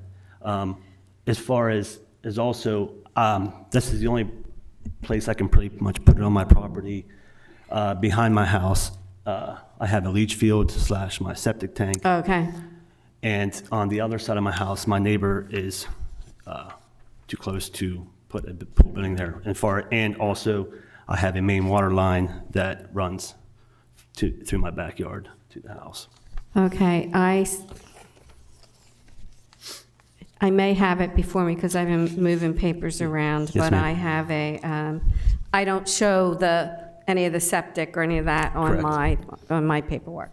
So, okay, so that answers a lot of Yeah. questions. So if you see where my shed is, so that's, You can point right on that monitor. okay. So my leach field is literally like here, and my septic tank is literally here, and the main water line to my house is about right here. Okay, so that pretty much explains it. Thank you. Yes, ma'am. Okay. Anybody have any questions? What were did you tell us what the contents of the building would be? It would be 30 by 36. Can you go back to the front of the house, please? So it would be 5 feet from the house. Basically, where my driveway ends, where my truck is actually sitting, would be the front of the pole building, and it's basically where it would be sitting, sir. I was kind of concerned about the contents. What would the contents be? As far as the just inside the pole building? Okay, it would just be concrete floor and lights, no plumbing, no water. What is the dimension on your primary residence? As far as the square footage. Square footage. So I'm not quite sure. I think it's 1,100 feet. So it's a bi-level home with 3 bedrooms upstairs. I have a den downstairs, laundry room, another spare room, and then like a half a basement. So that Layla Drive, is that just a private road, or that was a road that was put on the original plans? The Layla Drive, basically when we moved there from the base in 2005, it was not named a road. It just pretty much looked like basically what it does now. However, in 2008, I think Mr. Fred Voschel got it named Layla Drive. And it set dormant as it is now. And basically I pretty much got fed up with, how it looked grown up, and that is why now I maintain the road. I drive on it. As I spoke earlier, Mr. Voschel's son, I have text from him as well. He, and I think he actually received a registered letter from Levy Court. He basically wants to dispunge the road, and I'm pretty much just saying that's fine. I just like to have my building put, and it will not impede anything with that road. There is a process for retiring a paper street. That's not the right word, retiring, but there is a process. You may want to talk to an attorney about it. You might even be able to acquire some of that land if there are no objections. You and your neighbor could, if it's not being used and DelDOT doesn't oppose it, you may want to look into that. Yeah, meaning like the land being deeded to me, or is that? Well, for what first, right now it's causing you a problem because you're not permitted to have an accessory building that close to an existing road. But that road is a paper road, and you said that some people do try and use it on occasion. Do you know who those people? They have. However, the people that drive down that road, literally, they stop, try to turn around, and they're stuck in my yard because it was named Layla Drive. However, as you can see, it is not accessible. There's two gravel banks on each end of the road. So, yes, you are correct. I would like to, at some point, get that road expunged. So there may be some public safety reason why that road needs to exist even in its current form. But anyway, we're getting off topic. I'm sorry. Yeah, and I agree because having managed the town of Camden at a point, occasionally the same situations happened. And, there's a process, and I couldn't begin to tell you because long time ago, but that with DelDOT, and I think the county's involved too, but to take that off of it, the lay of the land there, and then typically then they will choose, oftentimes there's some type of financial thing, and then the property owner there who thought he was going to build a road and didn't, doesn't want to deal with the money, so tag your it, and then you get the property. I don't know that that's the same, but a similar situation. So I would definitely look into that. Right. And maybe just a conversation with the two of you and, you know, an attorney, and sign some papers and get that taken care of. Yes, which I've had conversations with the owner of the development, Mr. Rochel, his son. So I'm just really requesting, the building that I'm requesting to put in, it will not impede anything to affect that road as far as site or anything else. So you're just here to get a variance to legalize what you want to do at the moment. And obviously, there's no other place for you to put this based on all of these utilities that are underground in the other open area. So, You're correct, okay. ma'am. All right, thank you. Anybody else? I think I know the answer to this question, but I just want you to speak to it specifically as it pertains to the staff's response. Again, I think it has to do with the water and the septic, but just to be clear, staff says fair to remove the restriction will not create an exceptional practical difficulty for the owner. The applicant could construct the proposed building 40 feet from the right-of-way line of Layla Drive behind the front of the building, and if needed, revise the dimensions. That's staff's response. Can you speak to that? So I guess, can you please go back to the picture? So, okay, we can go from there. Well, can you go to another side picture? Not that one. No. All right. So what you were stating is, if I could push it back in my yard further. I'm not. Staff is. Staff is saying the fair to remove the restriction will not create an exceptional practical difficulty. So I'm assuming what they were trying to say is, if I could just move my building back 40 feet from my driveway, that would cause me to at least extend my driveway another 40 feet back, where I don't know where it would make any kind of difference, whether it's where we're proposing it or 40 feet back in my yard. So the proposed structure would have to go to the left as you look at that. It would have to go. Yeah. So that's where my leach field and septic tank is. The question that's being Yes. asked. Okay. Yep. Sorry, I didn't. So it's impossible for you to do what staff says you could do. Is that your statement? Yes. Sorry, if I just may insert one thing. So he also is asking for a variance from the existing shed that's on the property. When he applied for this variance originally, he is requesting for this accessory building. During staff's review, we noticed that the shed there is approximately 36 feet from the front property line. So he is asking for kind of two variances here. One would be for the new proposed building, and one would be to legalize the existing shed that's on the property 36 feet from Layla Drive. You could build a smaller building.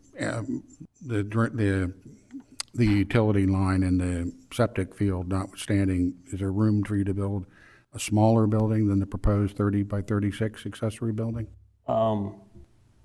Technically, no. Not what we're trying to accomplish as far as storage and the. No, that's the smallest actually that. If you went further back, could you access that proposed building from Layla Drive, or no? Could I access? Could you access it from Layla Drive? I No. would have to put a driveway in from Layla Drive. I'm not even sure you could do that. No, that's what I'm saying. Couldn't do that. I couldn't unless they sponged the road. So no, that's where my driveway is. That's the only way I can access my building. Did you put the two piles of stone at either end? No, the owner did No, not. I did not. I think that was Mr. Voschel. Okay, thanks. Yes, sir.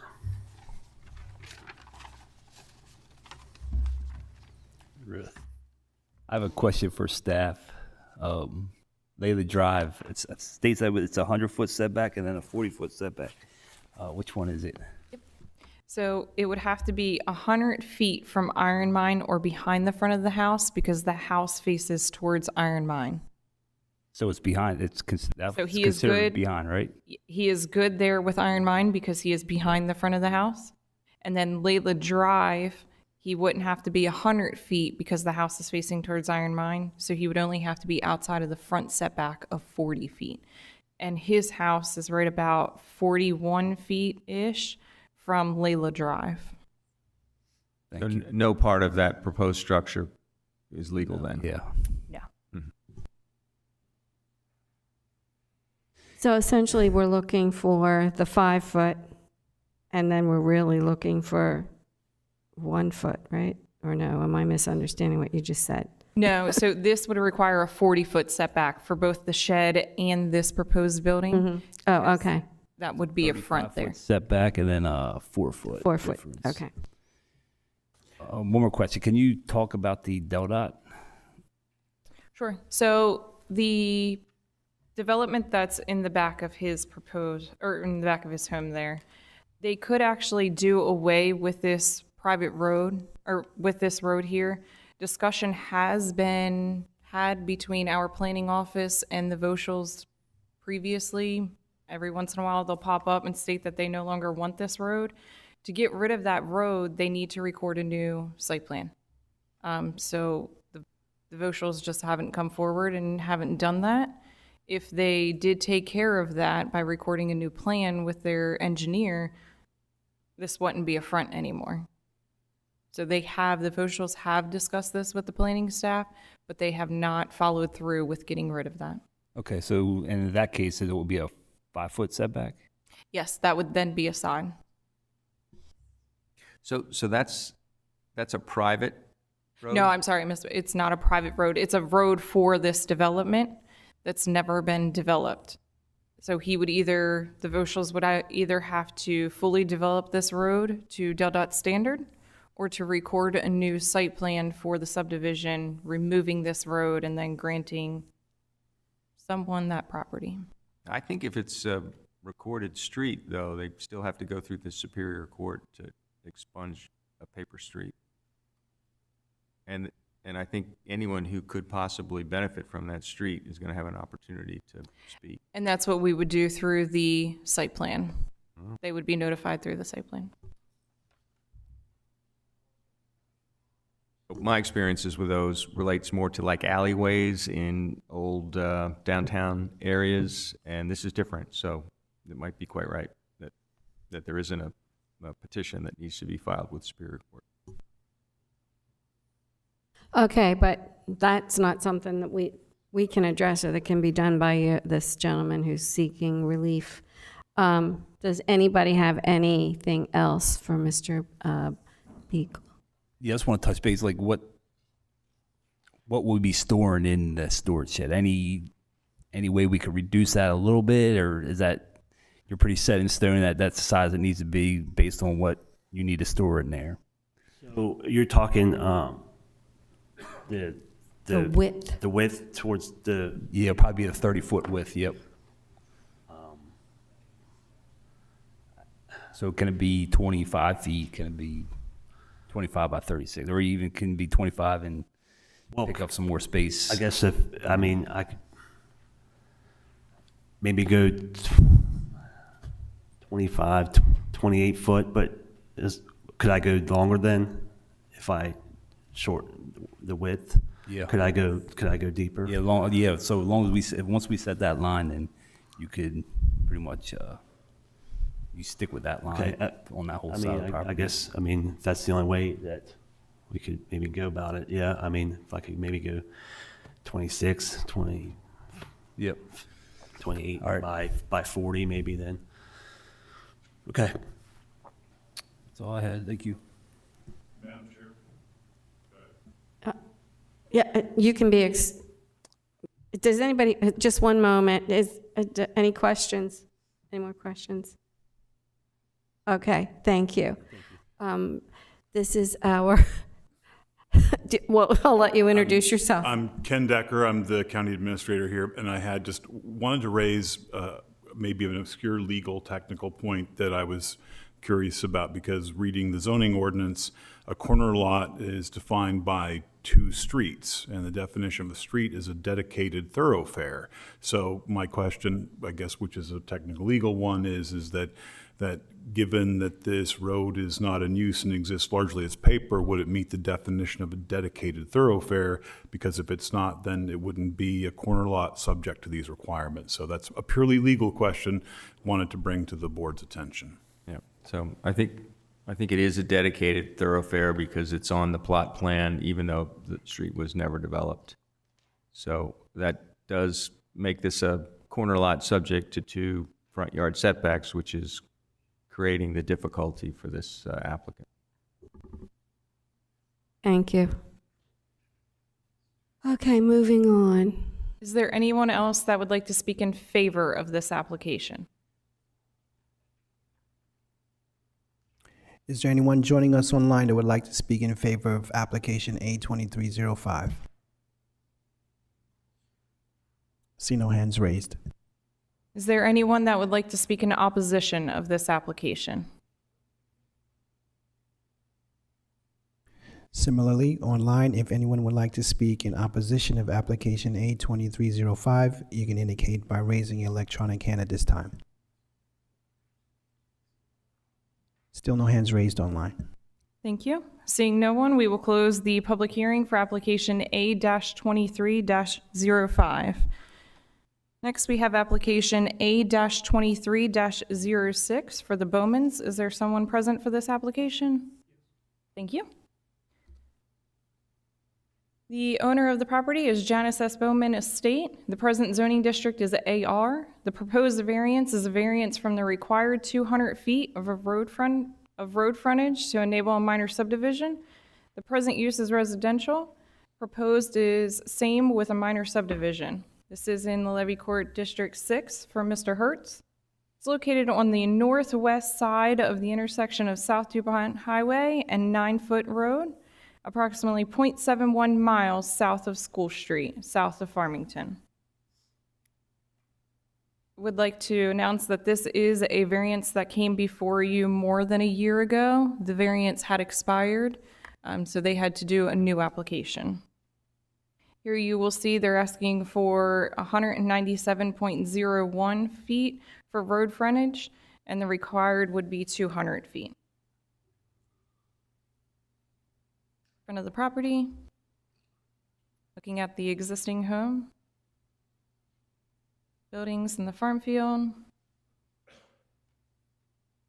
looking towards the other direction, towards the highway. This is the approximate location of where the minor subdivision line will start, and the above. So if you would like to come forward, state your name and address, and allow our attorney to swear you in.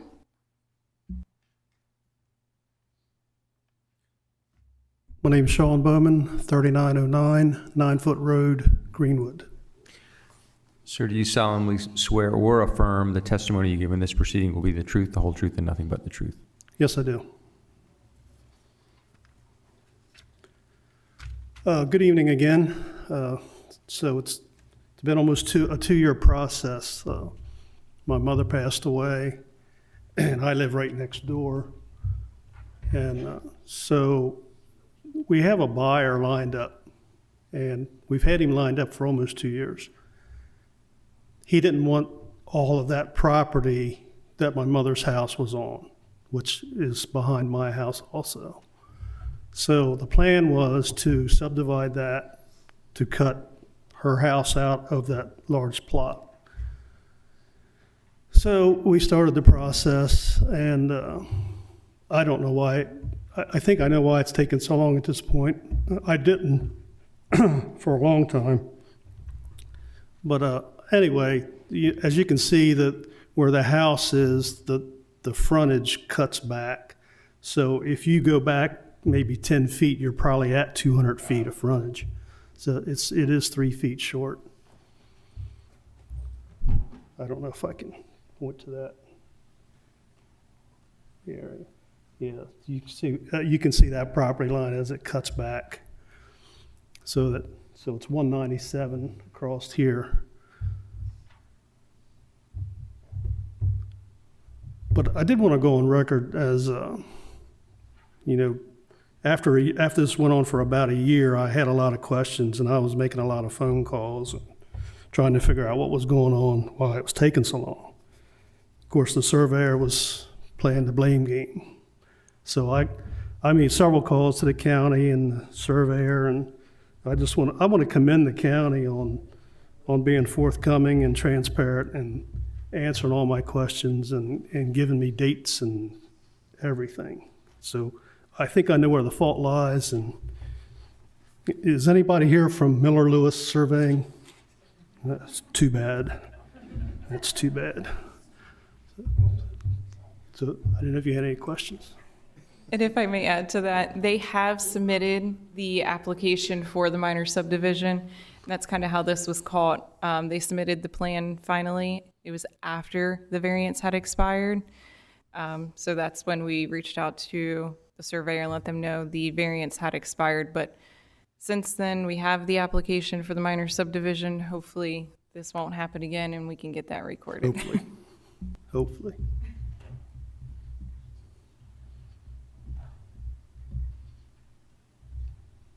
Any questions?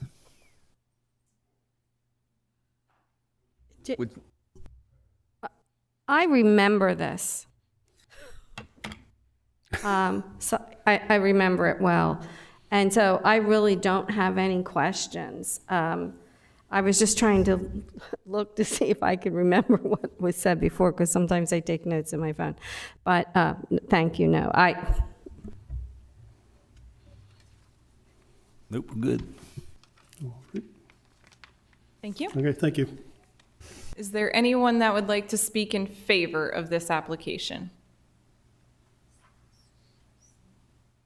Is there anyone joining us online that would like to speak in favor of application A2306? See no hands raised online. Is there anyone that would like to speak in opposition of this application? Similarly, if you'd like to speak in opposition of application A2306 and you're joining us online, please indicate by raising your electronic hand. No hands raised online. Thank you. Seeing no one, that closes the public hearing for A-23-06 for the Bowmans. May I ask a question of staff? Yes. Regarding the residual lands on the sketch that we have, they're not associated with Lot 1, or are they? So all of this right now is one property. Here you will see them cutting out the proposed Lot 1. This lot here is separate, and all of this will be the residual frontage. Does that answer your question? The line, I don't know, I'm not seeing this right. So this, the red Residual circle, lands are going to be separate from Lot 1 or part of Lot 1? it's going to be separate. They're creating the minor subdivision. So this Lot 1 is what they are creating with the frontage of 197.01. Okay, and then that'll leave 233.54 feet of frontage For the residual. residual lands. Okay, and 175 is permissible for the, That's already a legal lot. okay.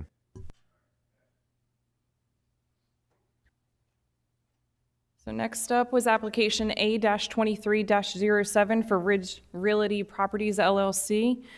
Due to us only having 4 members tonight and 1 having to recuse, this application cannot be heard tonight. So Ms. Denny, that is the end of the public hearing for the applications tonight. Okay, so does anybody need a break? Actually, that's not how this goes. Okay, I was about this because we've been waiting here the whole time. Oh, okay, wait, hold. So you didn't hear when she said, does anybody else want to make a comment? Is that? I'm sorry, did you want to speak on A-23-07? That's not being heard tonight. That's not going to be heard tonight because one of the board members is with the engineering company, and so there's not enough people to vote here that can legally vote on it.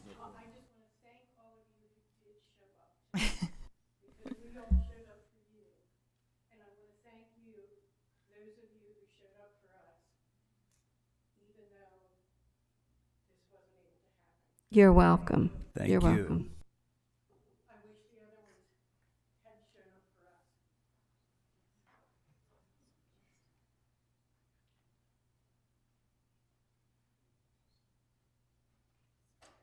Yes, can I take a 5-minute break? Absolutely. So, so we're going to have a recess here.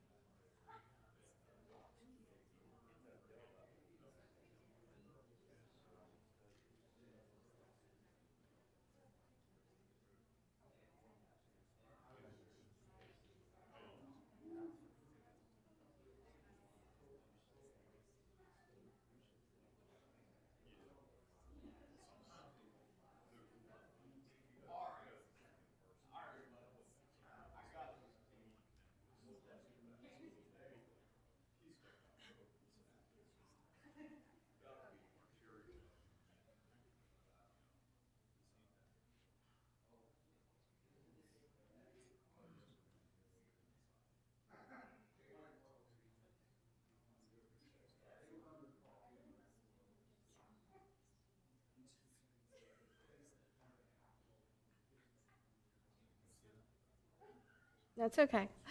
So we're all back, it appears, and we're going to, at this point, call the business meeting to order. And will you please call the roll? Yes, ma'am. Mr. Nichols? Here. Mr. Jenkins? Here. Mr. Cusick? Here. Ms. Denny? Here. That's still showing 4 present. Okay, so the first item on the agenda is election of officers. We certainly can do it with just us, seeing as we keep postponing it. So let's begin with the election of officers. For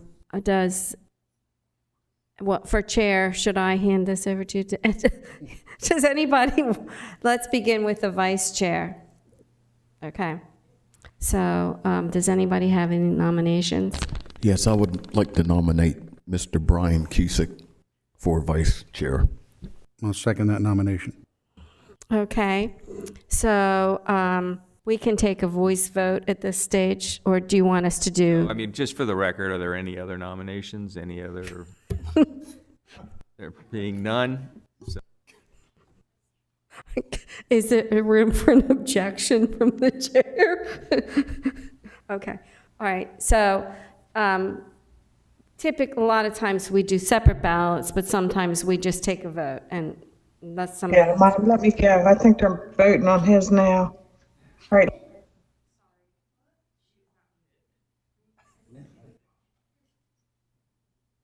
Somebody for? Yeah, that was. Okay, okay, call it, okay. So we have a nomination. Are there any other nominations? Okay, hearing none. Mr. Cusick. Let's just take a vote for Mr. Cusick. You made the motion. I'll make a motion that, Oh, no, it's not really a motion, or I'm taking a vote. Yes? oh, yes, unanimously. I'm going to vote yes. I vote yes. Yes. Okay, so congratulations, tag you again.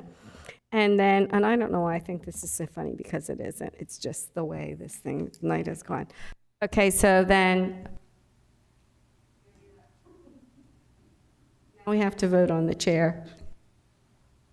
You need a nomination?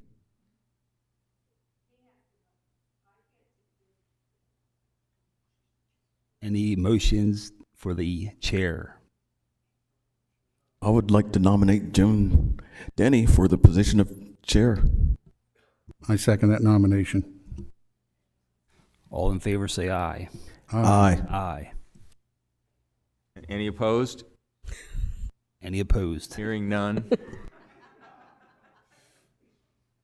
Okay, thank you for your vote of confidence, I think. Okay, so at this point, because both the minutes from last month's meeting as well as the notice of decisions, we do not have enough people here this evening who would be able to vote on those. And so we will, I'm going to ask that for a motion to table those until next month's business meeting.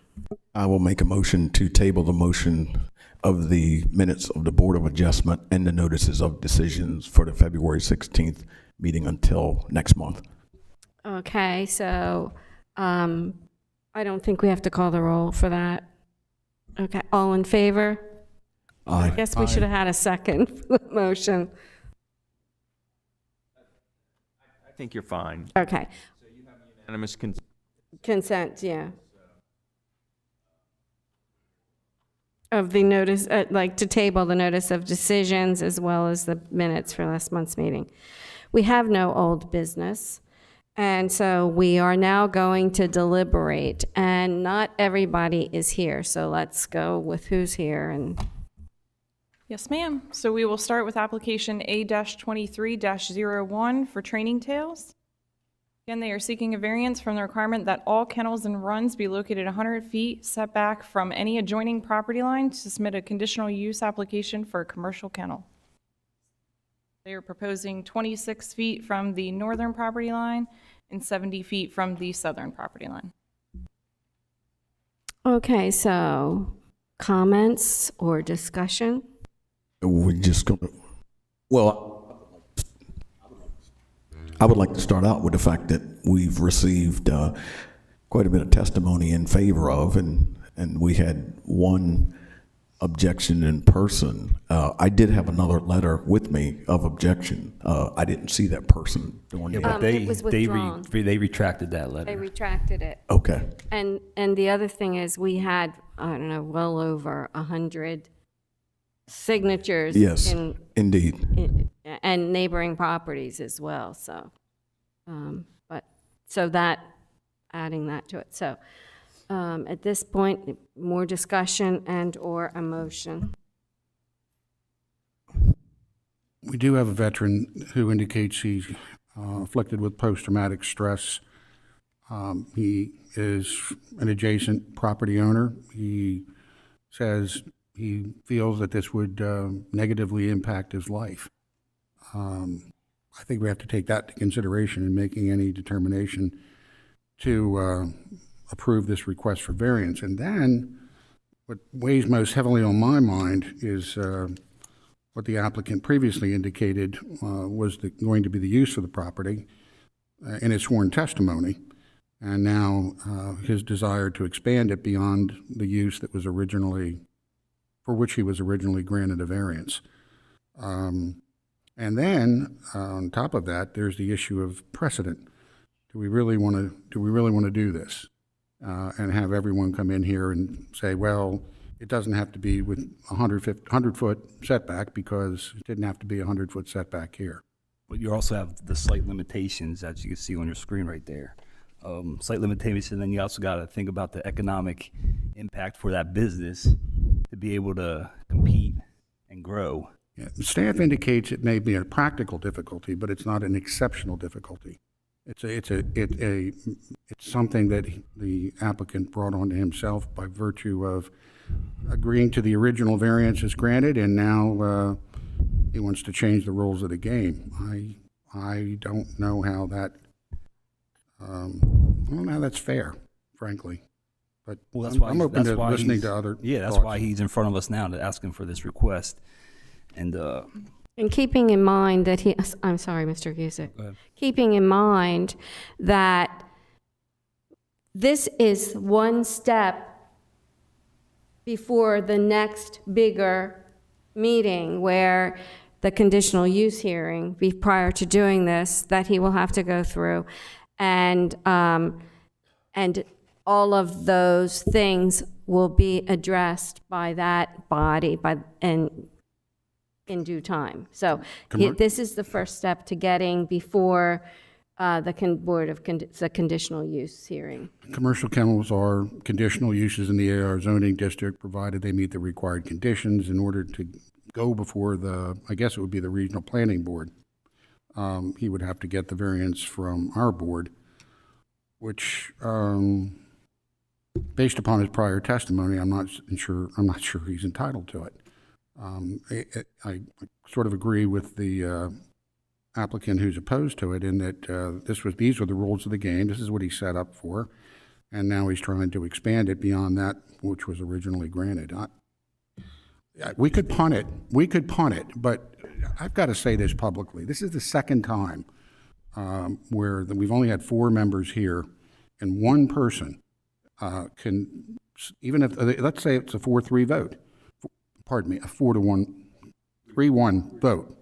One person, and yet the other 3, and I don't know where we're going to go on this, but if the other 3 members and me saying no, for example, I don't know if that's fair. I don't know if that's fair to the applicant.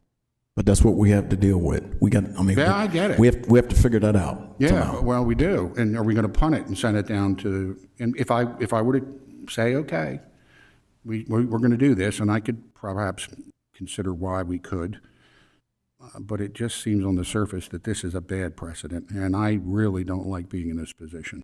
Well, okay, and I'll accept that that is your feelings. I would never ask you to do something that you don't feel comfortable doing. But I want to add that I've been here a very long time, and I was here for when this originally this use, the original variance was granted. And I can tell you that under oath, this gentleman stated that that was not his plan at the time. And many small businesses begin in that way, and then the business grows and unintentionally, and then you have loyal people who come and use your business and beg that you're open later, or you make a new sandwich, or have something different on the menu. I mean, whatever the business is, that's part of owning a business, is trying to please the customers. We have before us, like, well over 100. I tried to count, but like 120 or more people asking us to agree to this. and so, we heard some testimony, but the proof is in the pudding here, and all these petitions. People feel the need for this and want it, and it doesn't belong on Route 13 or 113 in a commercial highway. This belongs in a nice wooded, shaded area away from, so a dog, God forbid, would get out or something. It's not like on Route 13. The other thing that I would say is that we did have testimony from a veteran, and his property. When you look, can you show us on the map where that property was? It's not like it's not like when you use the word adjacent, my mind goes to it's the next door neighbor or the neighbor behind. He's what, 4 or 5 lots down and behind. So I'm just pointing that out, the amount of distance. Just to add, I don't think it's going to change how this business is operating today. Adding the board in overnight, I don't think it's going to change anything. The amount of traffic on that road, the noise, just I don't see it. We stated under the noise. If it's the prospect is that you could have noise at night when now you can't have dogs barking at night. I mean, and per testimony, they go inside at 9 o'clock, and then I think it's insulated. So they're doing their due diligence to control the noise. That was a question that I was going to bring up. I thought I remember reading some information about upgrading that building to try to control that. I mean, not the barking of the dogs, but to build some layer of insulation or something. And he did in his testimony state that it would be insulated to guard from the barking, the noise from the barking overnight. And certainly, if somebody chose to make a motion, then that could be a condition of that motion, is that.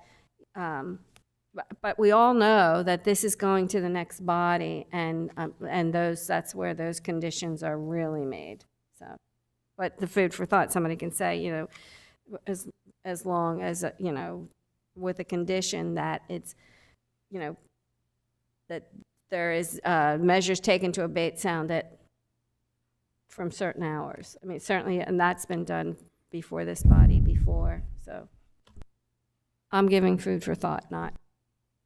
Yeah, it's pretty clear with all of the signatures and the testimonies that this service is crucial in Kent County. However, I am trying to weigh out the concerns from the objection as well, and not really just overwhelmingly, because there is significant numbers, just numbers alone, factor that in.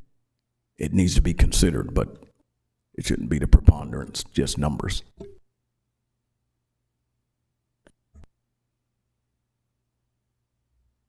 Staff says the applicant is attempting this commercial use of a residentially zoned property that cannot meet the required conditions of approval. There does not appear to be any unique physical characteristics to this property that creates hardship that is extraordinary and exceptional. This is a legal lot in the AR zone existent with 200-foot frontage and at least 1 acre. Well, obviously the applicant, as every applicant was offered an opportunity to not be heard tonight and come back at another meeting where we had a full body here. So I just want to me, it's not appropriate. I'm actually asking this, Mr. Townsend.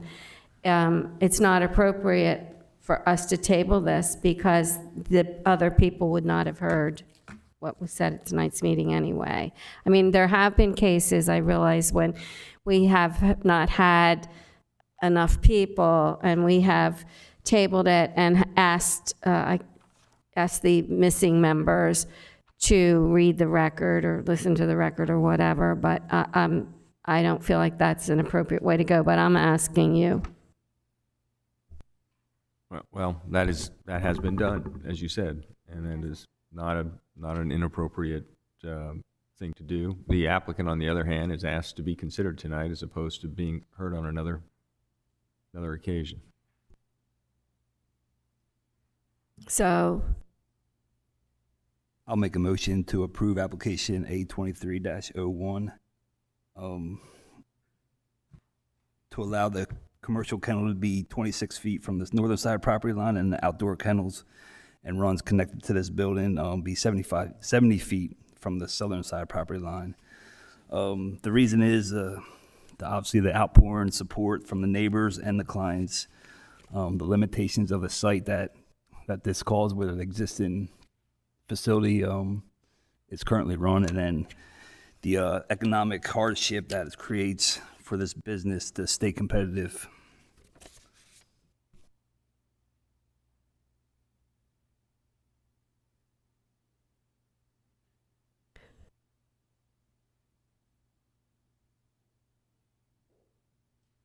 I'm still reflecting. I know we need a second. okay. Well, I'm gonna- you could second, so procedurally, you could second the motion without having committed to vote in favor of the motion. That's one thing. And then if there was a motion to table, a motion to table could take precedence over any, right now we don't have a seconded motion, but even if we had a seconded motion, a subsequent motion to table would take precedence over that. I am, I rarely ever do this, but for the purpose of bringing this forward, I am going to second that motion.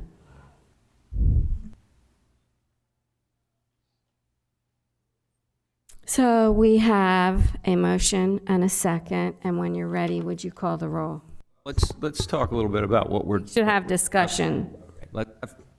I think at least one of our members wants, maybe two of our members want to discuss this further. The application is to utilize the existing building for the boarding of dogs, which is prohibited because overnight boarding under our code cannot take place in a structure that's less than 100 feet from an existing boundary line. This structure, I guess those are dog runs on the lower side. That's part, I guess, of the structure. They're 30 feet too close to the boundary line at the bottom, and what is that, 70 feet or so, 74 feet too close to the top boundary line. So that's the difficulty. They don't want to build a new building. They want to utilize their existing building. So that's part of their problem. Not only their lot is too narrow, and too small, quite frankly, to locate a building that could be utilized for the boarding of dogs. Question of staff. You indicate that the applicant's request for the variance from the setback to allow commercial kennel runs must be located closer to their private line than 100 feet is bringing the difficulty on themselves. In other words, they could somehow conceivably change it to get 100 feet or no? Is there any way they could hit that 100-foot threshold based on the property dimensions? On this property? Correct. They would be able to construct a building that's about 8 feet, maybe. 8 feet? Yep. 8 feet. Staff's decision on that is they could find a commercially zoned property that would fit their need. Thank you.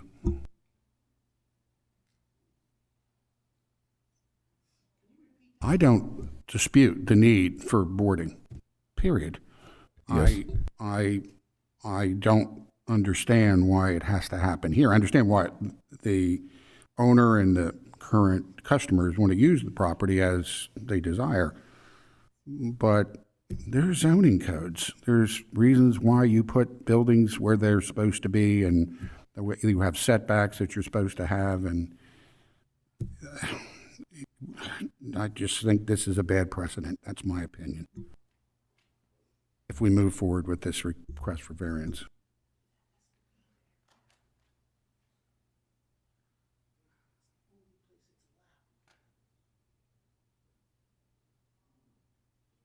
Do we have any more discussion, or does somebody want to call the roll?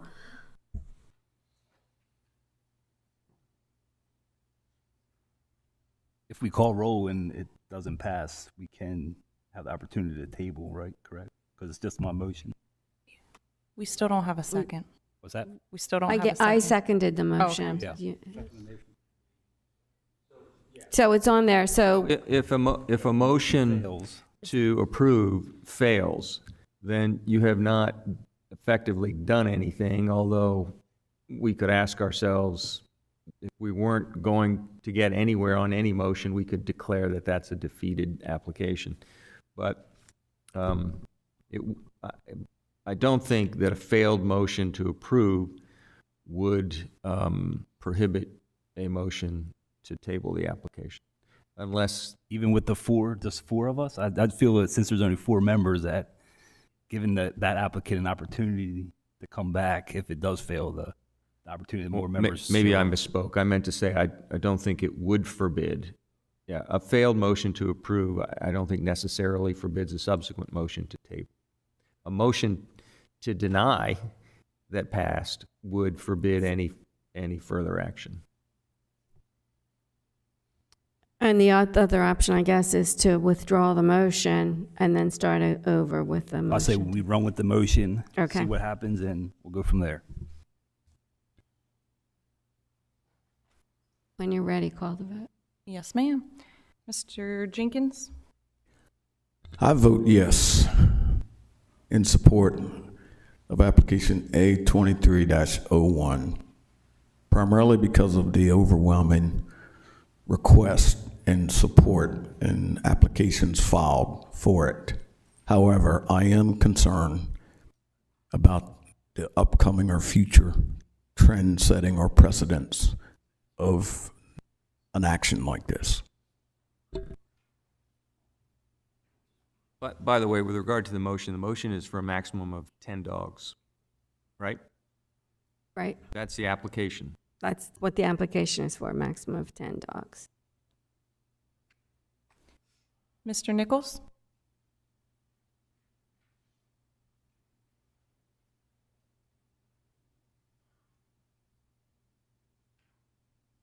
I vote to deny the request for variance in connection with application A-23-01. The applicant's permitted to continue to operate a business as a dog training and daycare facility.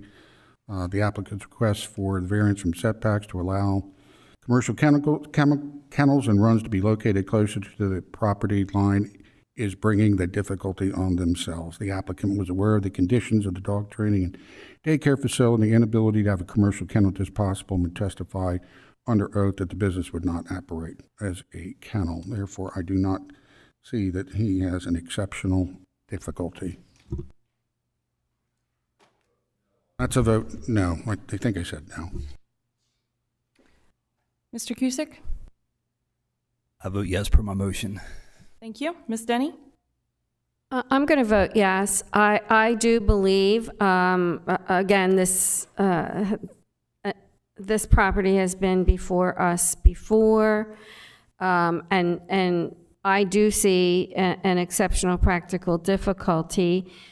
The neighboring properties, we have, again, well over 120 people who have taken the time to write, and we had people give testimony tonight that this was needed and it was appropriate.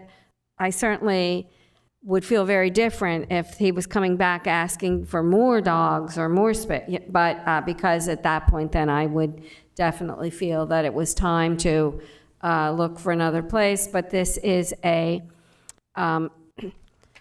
well-maintained, and the letters that we got about how well, like if you read these letters about, and we had similar testimony tonight, these dogs are well cared for as if they were their own. To me, it definitely is a necessity, we've heard this before, and to make this applicant have to go and seek another piece of property and expand, and he has 5 dogs now. It's 5, and now we're going to 10, so for 5 more. It just doesn't seem to me that's appropriate. So I vote yes. However, I do see this as an exceptional practical difficulty, and I have no intention whatsoever of setting a precedence by my vote.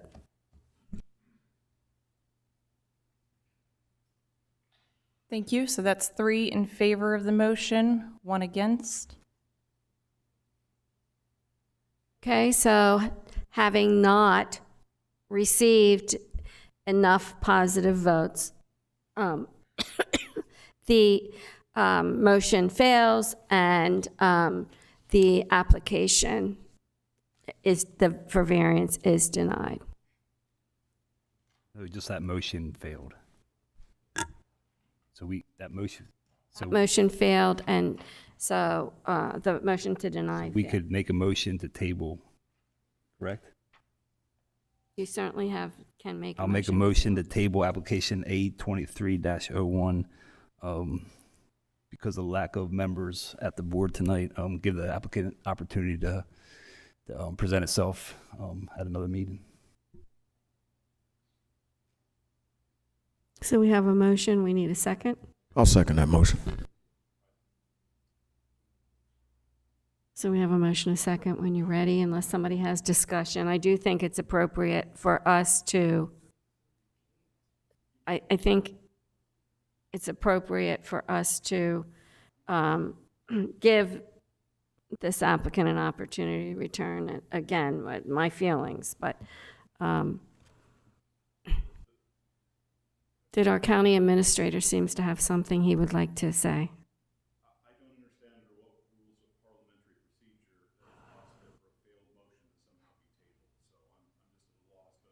So there's a failed motion does not result in any action.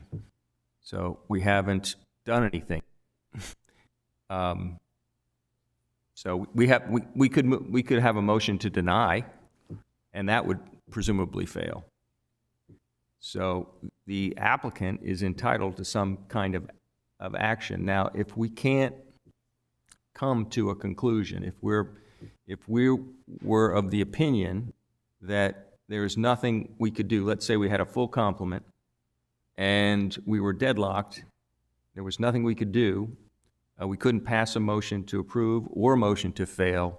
Under that circumstance, we could declare the application failed because it's the applicant's burden to get 4 votes, and in the absence of those 4 votes, the application can be declared denied. In a circumstance like this, we have, on limited occasions, tabled the motion not to give the applicant another chance to come in, not to give the applicant an opportunity to add anything to the record, and not to give any others an opportunity to submit letters in support or against, but just to further deliberate after absent members have had an opportunity to review the record.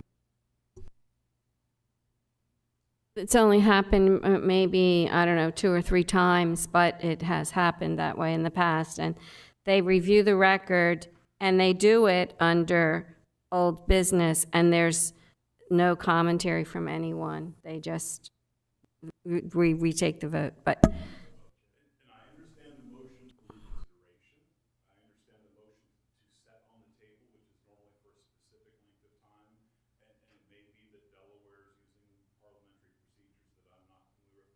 we're not Robert's rules. Yeah.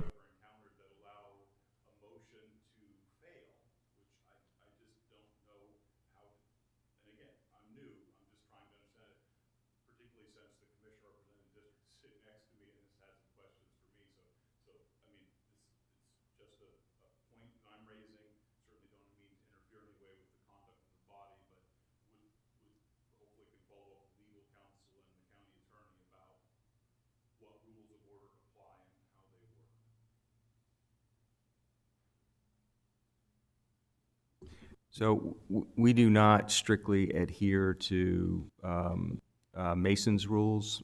I think Mason's rules are the rules by which we right. But when it comes to parliamentary procedure, generally we apply Mason's rules, but we don't strictly adhere to them because we're a lay body and it is not, they're not strictly enforced.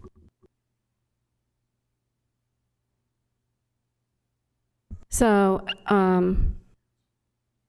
at this point, we should withdraw a motion. What does this body want to do?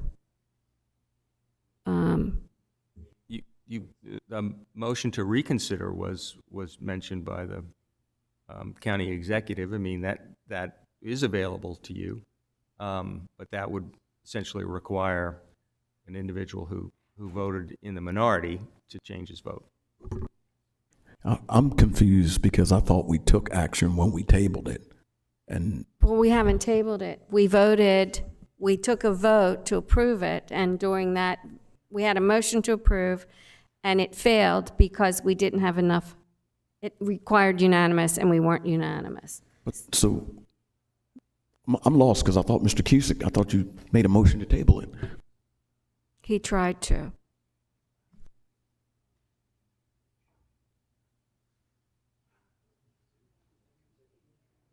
As you can tell, this doesn't come up very often. And it sounds to me as though that we have a county commissioner here who represents this group of people, and the group, I'm sure he's very familiar and has read through this and has seen the volume of petitions we've had received to approve this. So knowing that, you know, and I'm not saying that should sway us in one way or the other. It seems, Yeah, it should not. I think we should withdraw whatever's out there and either say the motion failed. It failed, and so we end there, and then the applicant has an opportunity to come back when there's a full body. No, the applicant does not have an opportunity to come back when there's a full body unless there's a motion to table. Well, anytime an application fails here, is denied here, we have on more than one occasion, believe me, way too many occasions, people come file immediately again and come right back next month. I see what you're saying. So that's what I'm saying. He can come back. We had, and actually it happened to involve dogs, but the person came back like five times. So in some jurisdictions, there is a 1 year restriction against bringing substantially the same application. I said in some jurisdictions, but not in our jurisdiction. So this applicant would have to refile and pay again for another hearing. So why can't we make the motion to table it and then somebody second it and we're done? You'd have to vote on it. I mean, you wouldn't be done if you tabled it. You would. Well, I mean, until next month. I mean, kicking the can down the road. Right. I mean, until next month, which is what we've done before on other cases. We have tabled applications before. We certainly have. I don't know that in each case we've tabled applications after a vote was taken on the merits. Yeah, at this point, the vote was taken. I'm not the legal counsel, but my feelings are at this point, we had the hearing, we voted, the motion failed, and it's denied. Unless the maker of the motion would choose to withdraw it and we begin over. With a different motion, but to me, it's a little too late for that, in my opinion, but I'm not. Mr. Cusick's motion was to approve the request for variance. Is that correct? Did I misunderstand? And it failed. So okay, that's what I wanted to be clear on. Right.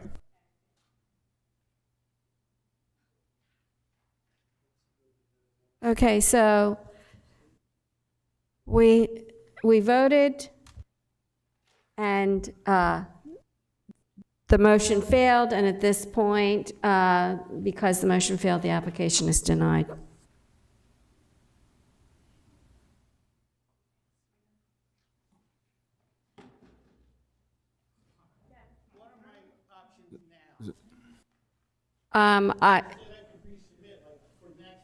Yeah, you can speak with them, but we have had people come back exactly the following month. The deadline for April is closed, but you could apply for the May.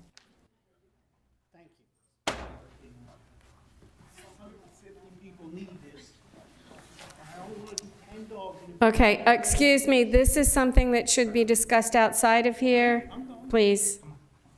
We don't allow this in this particular room.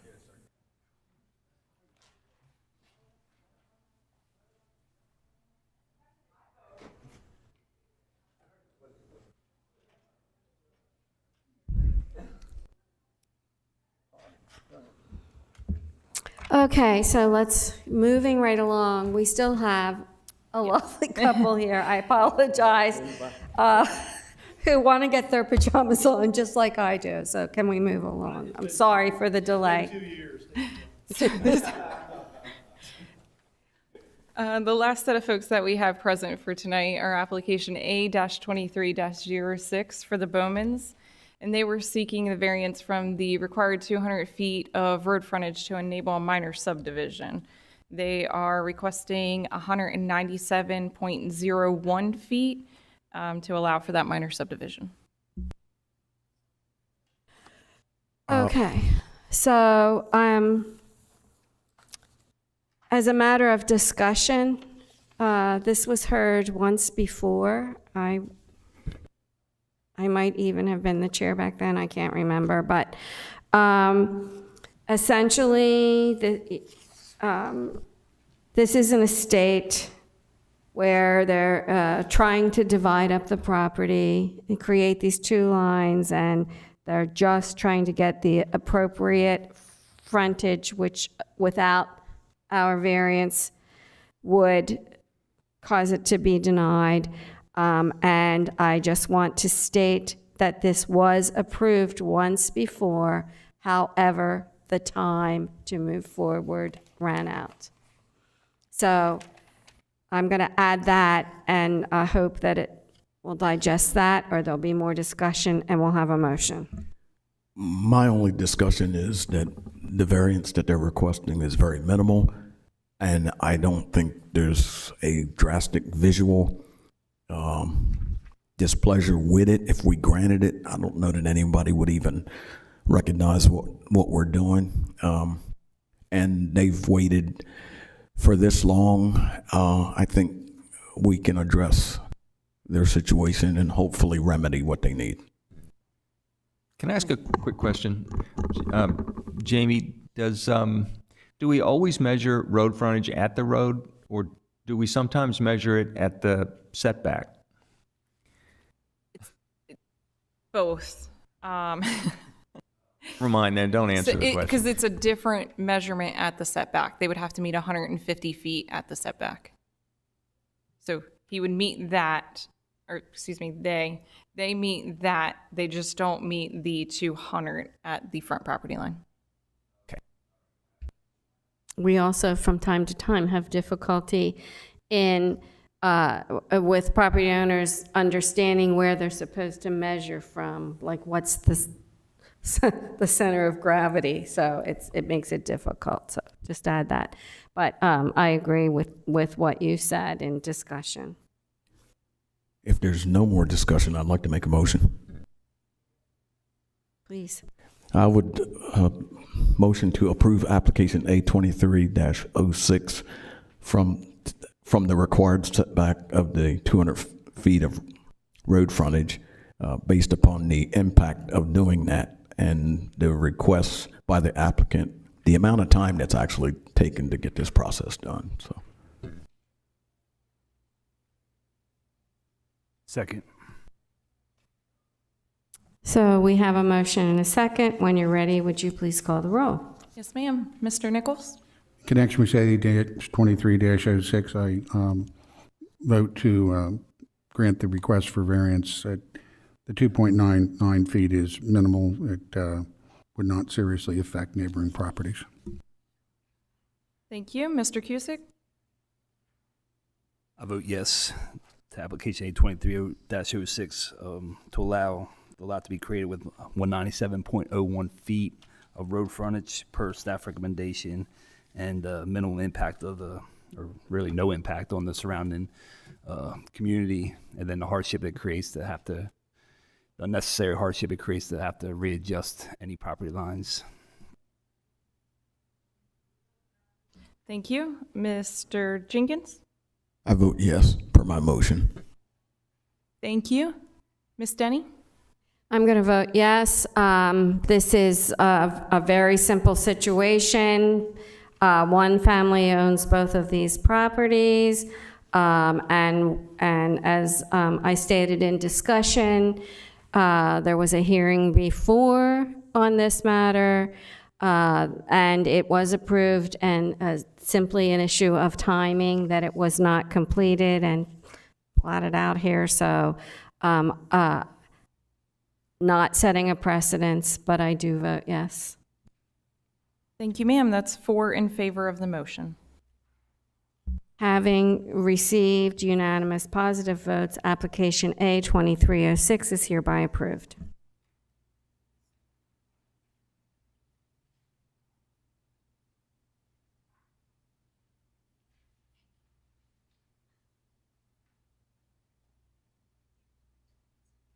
Next, we have application A-23-02. The applicant is seeking a variance from the requirement that an accessory structure shall not be closer than 5 feet from the side property line. They're requesting the accessory structure to be approved at 3.7 feet. Any thoughts or comments? I think my comment would be, I think it's in general a 5 foot setback, so the encroachment is like, I guess, 1.3, negligible difference. Just my opinion.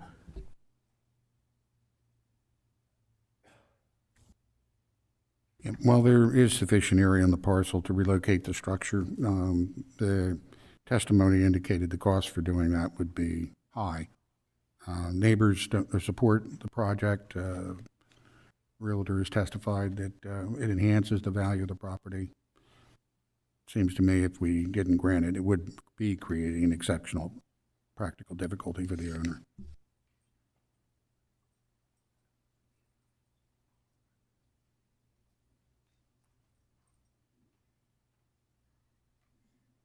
If we're ready, unless there's more discussion, I'd like to make a motion.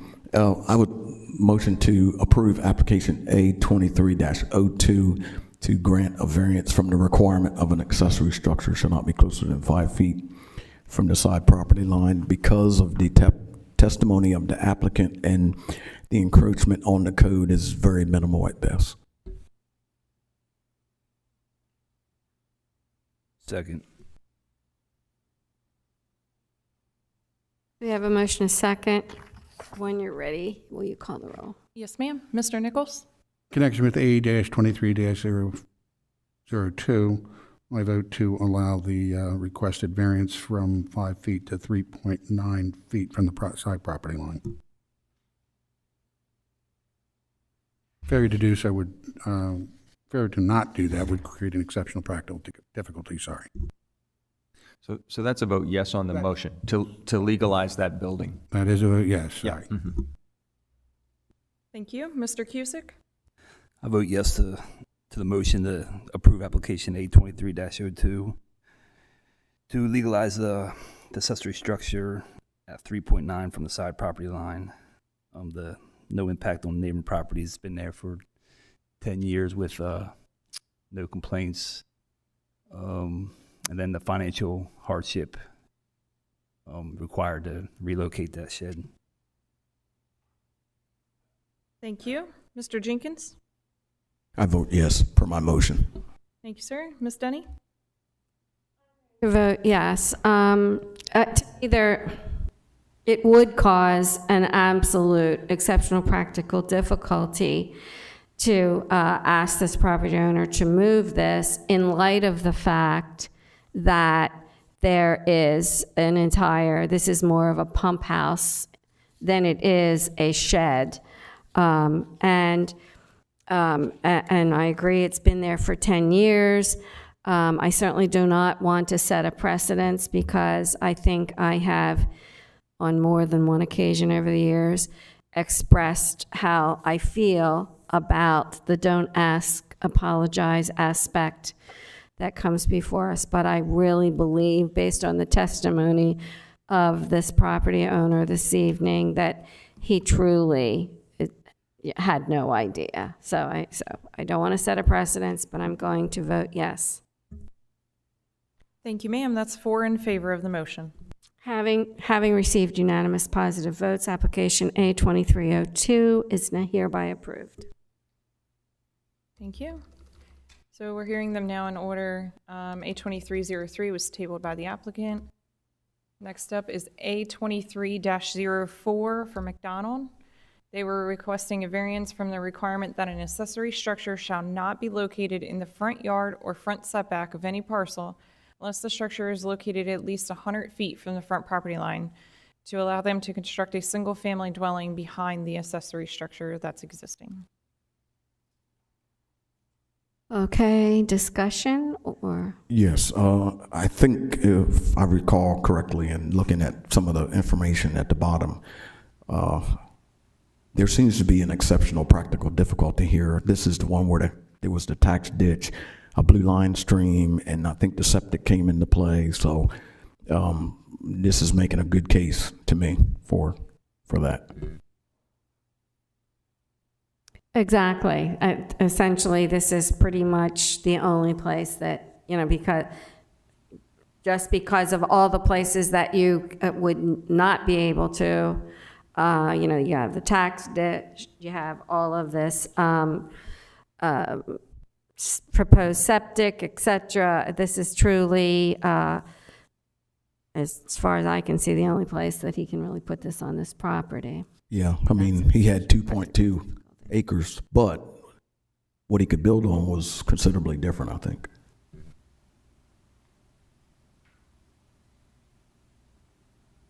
Okay, so I'm looking for a motion. I'll make a motion to approve application A23-04 per staff recommendation. As stated, as you guys stated, the setbacks present itself on the property that limits the flexibility to make improvements, and then the financial impact to lose the dwelling. I'll second that motion. Okay, so we have a motion and a second to approve. When you're ready, call the roll. Yes, ma'am. Mr. Nichols? In connection with A-23-04, I vote to grant the motion based on staff's recommendation. Failure to remove the restriction would create an exceptional practical difficulty for the owner. Existing structure was constructed to meet the code as a single-family dwelling. If the applicant was denied the variance, it would be required to demolish the structure, relocate the structure to the parcel to be behind the front of the proposed dwelling or the 100 foot from the property line. Thank you. Mr. Jenkins? I vote in support of application A23-04 to support the motion based on the fact that it seems to be an exceptional practical difficulty in regards to the tax ditch, the blue line stream, and the septic system for that parcel. Thank you. Mr. Cusick? I vote yes per my motion. Thank you. Ms. Denny? I'm going to vote yes. There is, to me, an exceptional practical difficulty that is created because of the blue line and, the setbacks, the septic,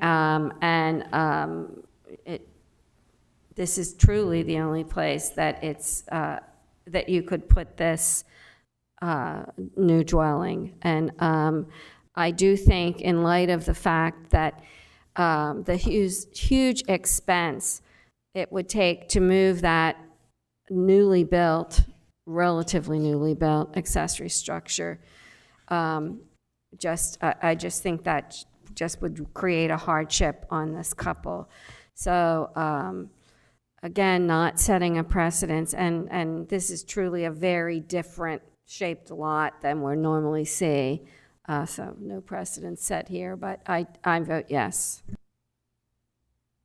Thank you, ma'am. That's 4 in favor of the motion. Having received unanimous positive votes, application A 2304 is hereby approved.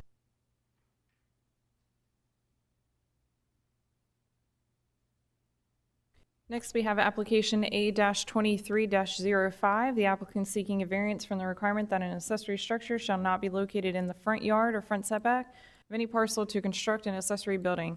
Again, the applicant is requesting not only for the proposed 30 by 36 accessory building, but also to legalize the existing shed that's on the property to be 36 feet from the front property line. The proposed building, they're requesting 5 feet from the front property line of Leila. Okay, so is there any discussion? Yes. How would we have to remodify? Because this is the one where the shed, the depth, and the width, one of them we're going to have to address, correct? Well, we could either give them make the variance on the setback, or we could, Just need to set that setback line. So right now they're requesting 5 feet. He said he doesn't mind going 25 feet. So that'll push the setback to 10 feet. So he's willing to work with us there. and so he certainly is willing to cooperate with us. And once again, here we are dealing with a veteran who's just trying to Can you touch base on the improvements on his thoroughfare property. roadway? The thoroughfare roadway that was discussed? Can you touch base on that? So if there's an inclination to approve this variance, it could be based in part on the fact that while there is a public policy against locating structures close to streets, within 40 feet, that this is a street that's never been developed and probably never will be developed. And therefore, even it's on the books for the time being. It is creating an issue as if it was a heavily traveled street. But it doesn't present the safety issues that a heavily traveled street would. For that reason, you could grant the variance requested or grant a modified variance. If you grant a modified variance, you would do just as you said. You would grant less. You would grant less than the 5 feet they're looking for. But then I think you also are going to have to put some kind of depth condition on it as well. Honestly, my feelings are that, again, as I said before, I think we should allow him to. This is an exceptional practical difficulty in its truest fashion, created by this abandoned, quote unquote, wannabe street. And I'm not going to say anything about the developer person, but and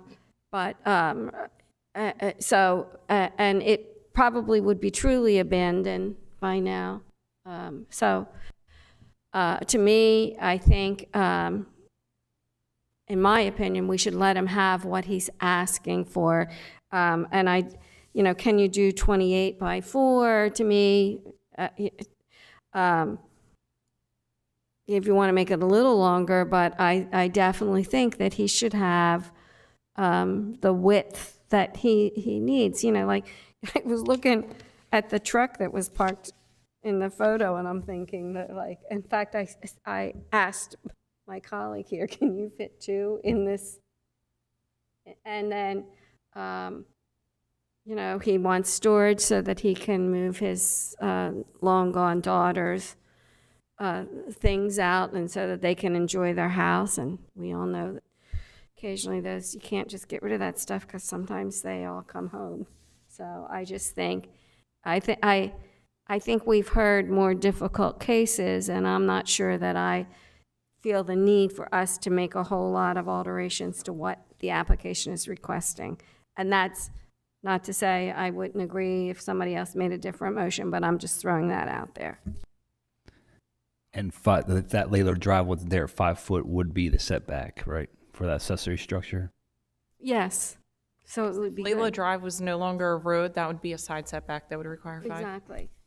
And it's not, and we all know it's, I mean, it's in the plan, but it's, and nobody's using it. And there is, as you look at the development as a whole, because when you go out there, there's obviously the majority of people are using that main road, horseshoe, whatever it is, through the development and going out on the other road. And the owner did indicate that he did not place those unspread gravel piles there. So while the existing owner may have put them there, he's certainly not taking the necessary steps to maintain it as a road. I can assure you of that. You agree? I absolutely agree. Yeah, he's actually, the applicant stated that he maintains that. He cuts it down and I wonder, there was recently a case, what county it was against, Sussex County, where an individual had been using the property for 20 years and made a claim against it as a, but I forget the term you used, but yeah, Delaware Court recently. And that person now has a new property. Yeah, they got a lot of land. This same They're using it applicant, for goats, to graze goats, if I recall. this same applicant was also not able to put that accessory building further behind the house because of a water drainage or water supply line or Utilities something. and septic both.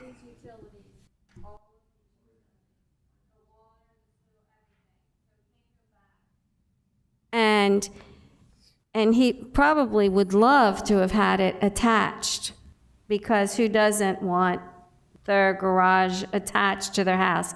But I'm certain when he came in doing his due diligence, he was told that it was impossible to meet the setbacks, and so he's already worked with us. Just, because he could have come in and asked for the moon, but he didn't do that. He came in and asked, he compromised, and he's asking us to meet him halfway. So, and yet, when he was kind of asked, would you go smaller? He said yes, but you could tell by the look on his face and by his bride sitting in the back that probably wasn't the best option, but he was willing to meet us, so just throwing that out there. Okay, so we also have an existing shed in the back that is 4 feet too close to the boundary line. This is a twofer. So if you were to grant this application, I think it would be interpreted as legalizing the proposed structure and legalizing the existing structure, so that he couldn't do anything else. You're not changing the applicable setback for all future purposes, just for those two.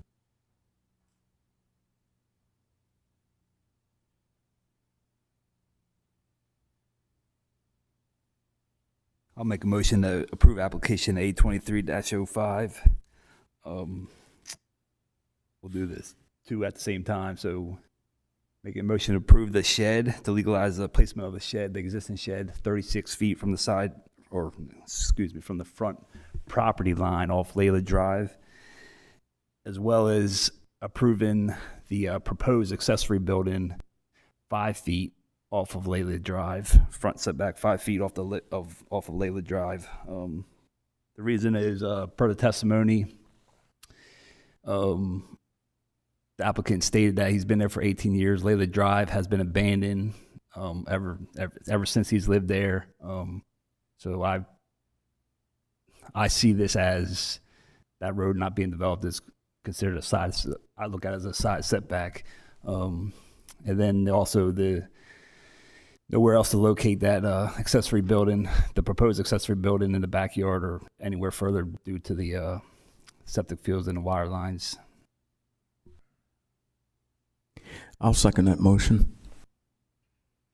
So we have a motion, a second. When you're ready, call the roll. Yes, ma'am. Mr. Nichols? In connection with A-23-05, I vote to affirm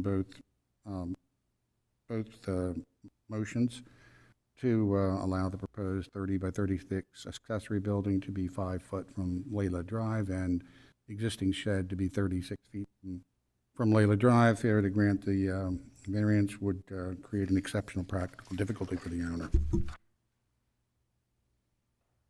Thank you. Mr. Jenkins?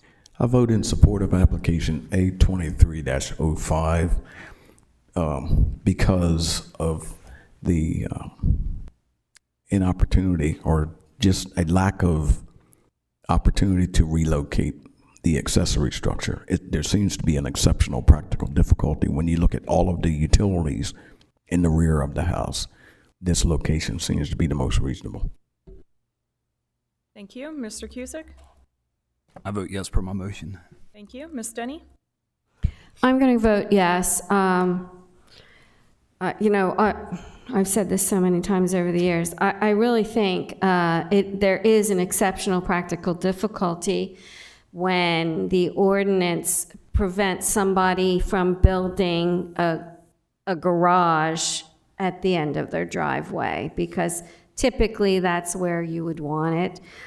He did not try to connect it to his house because that would have made a bigger variance, and many people today are spoiled and want attached garages. And due to situations beyond his control, like sewer, water, those somewhat necessary things, he can't go back. And so I see that exceptional practical difficulty. I also agree that that we should not ask that this shed be moved.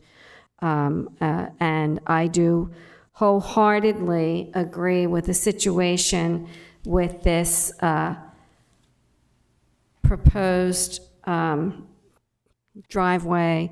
I've had a lot of experience with that situation, that particular developer, now deceased. I can't say I had dealt much with his son, but I really think that Mr. Begley needs relief from this situation, and I think that we can provide it by granting his application, setting no precedents. Thank you, ma'am. That's 4 in favor of the application. Having received unanimous positive votes, application A2305 is hereby approved. That was the last application. Okay, so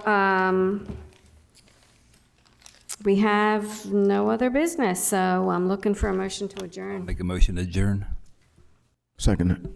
Motion and a second to adjourn. All in favor? Aye. Aye. Gentlemen, have a good night.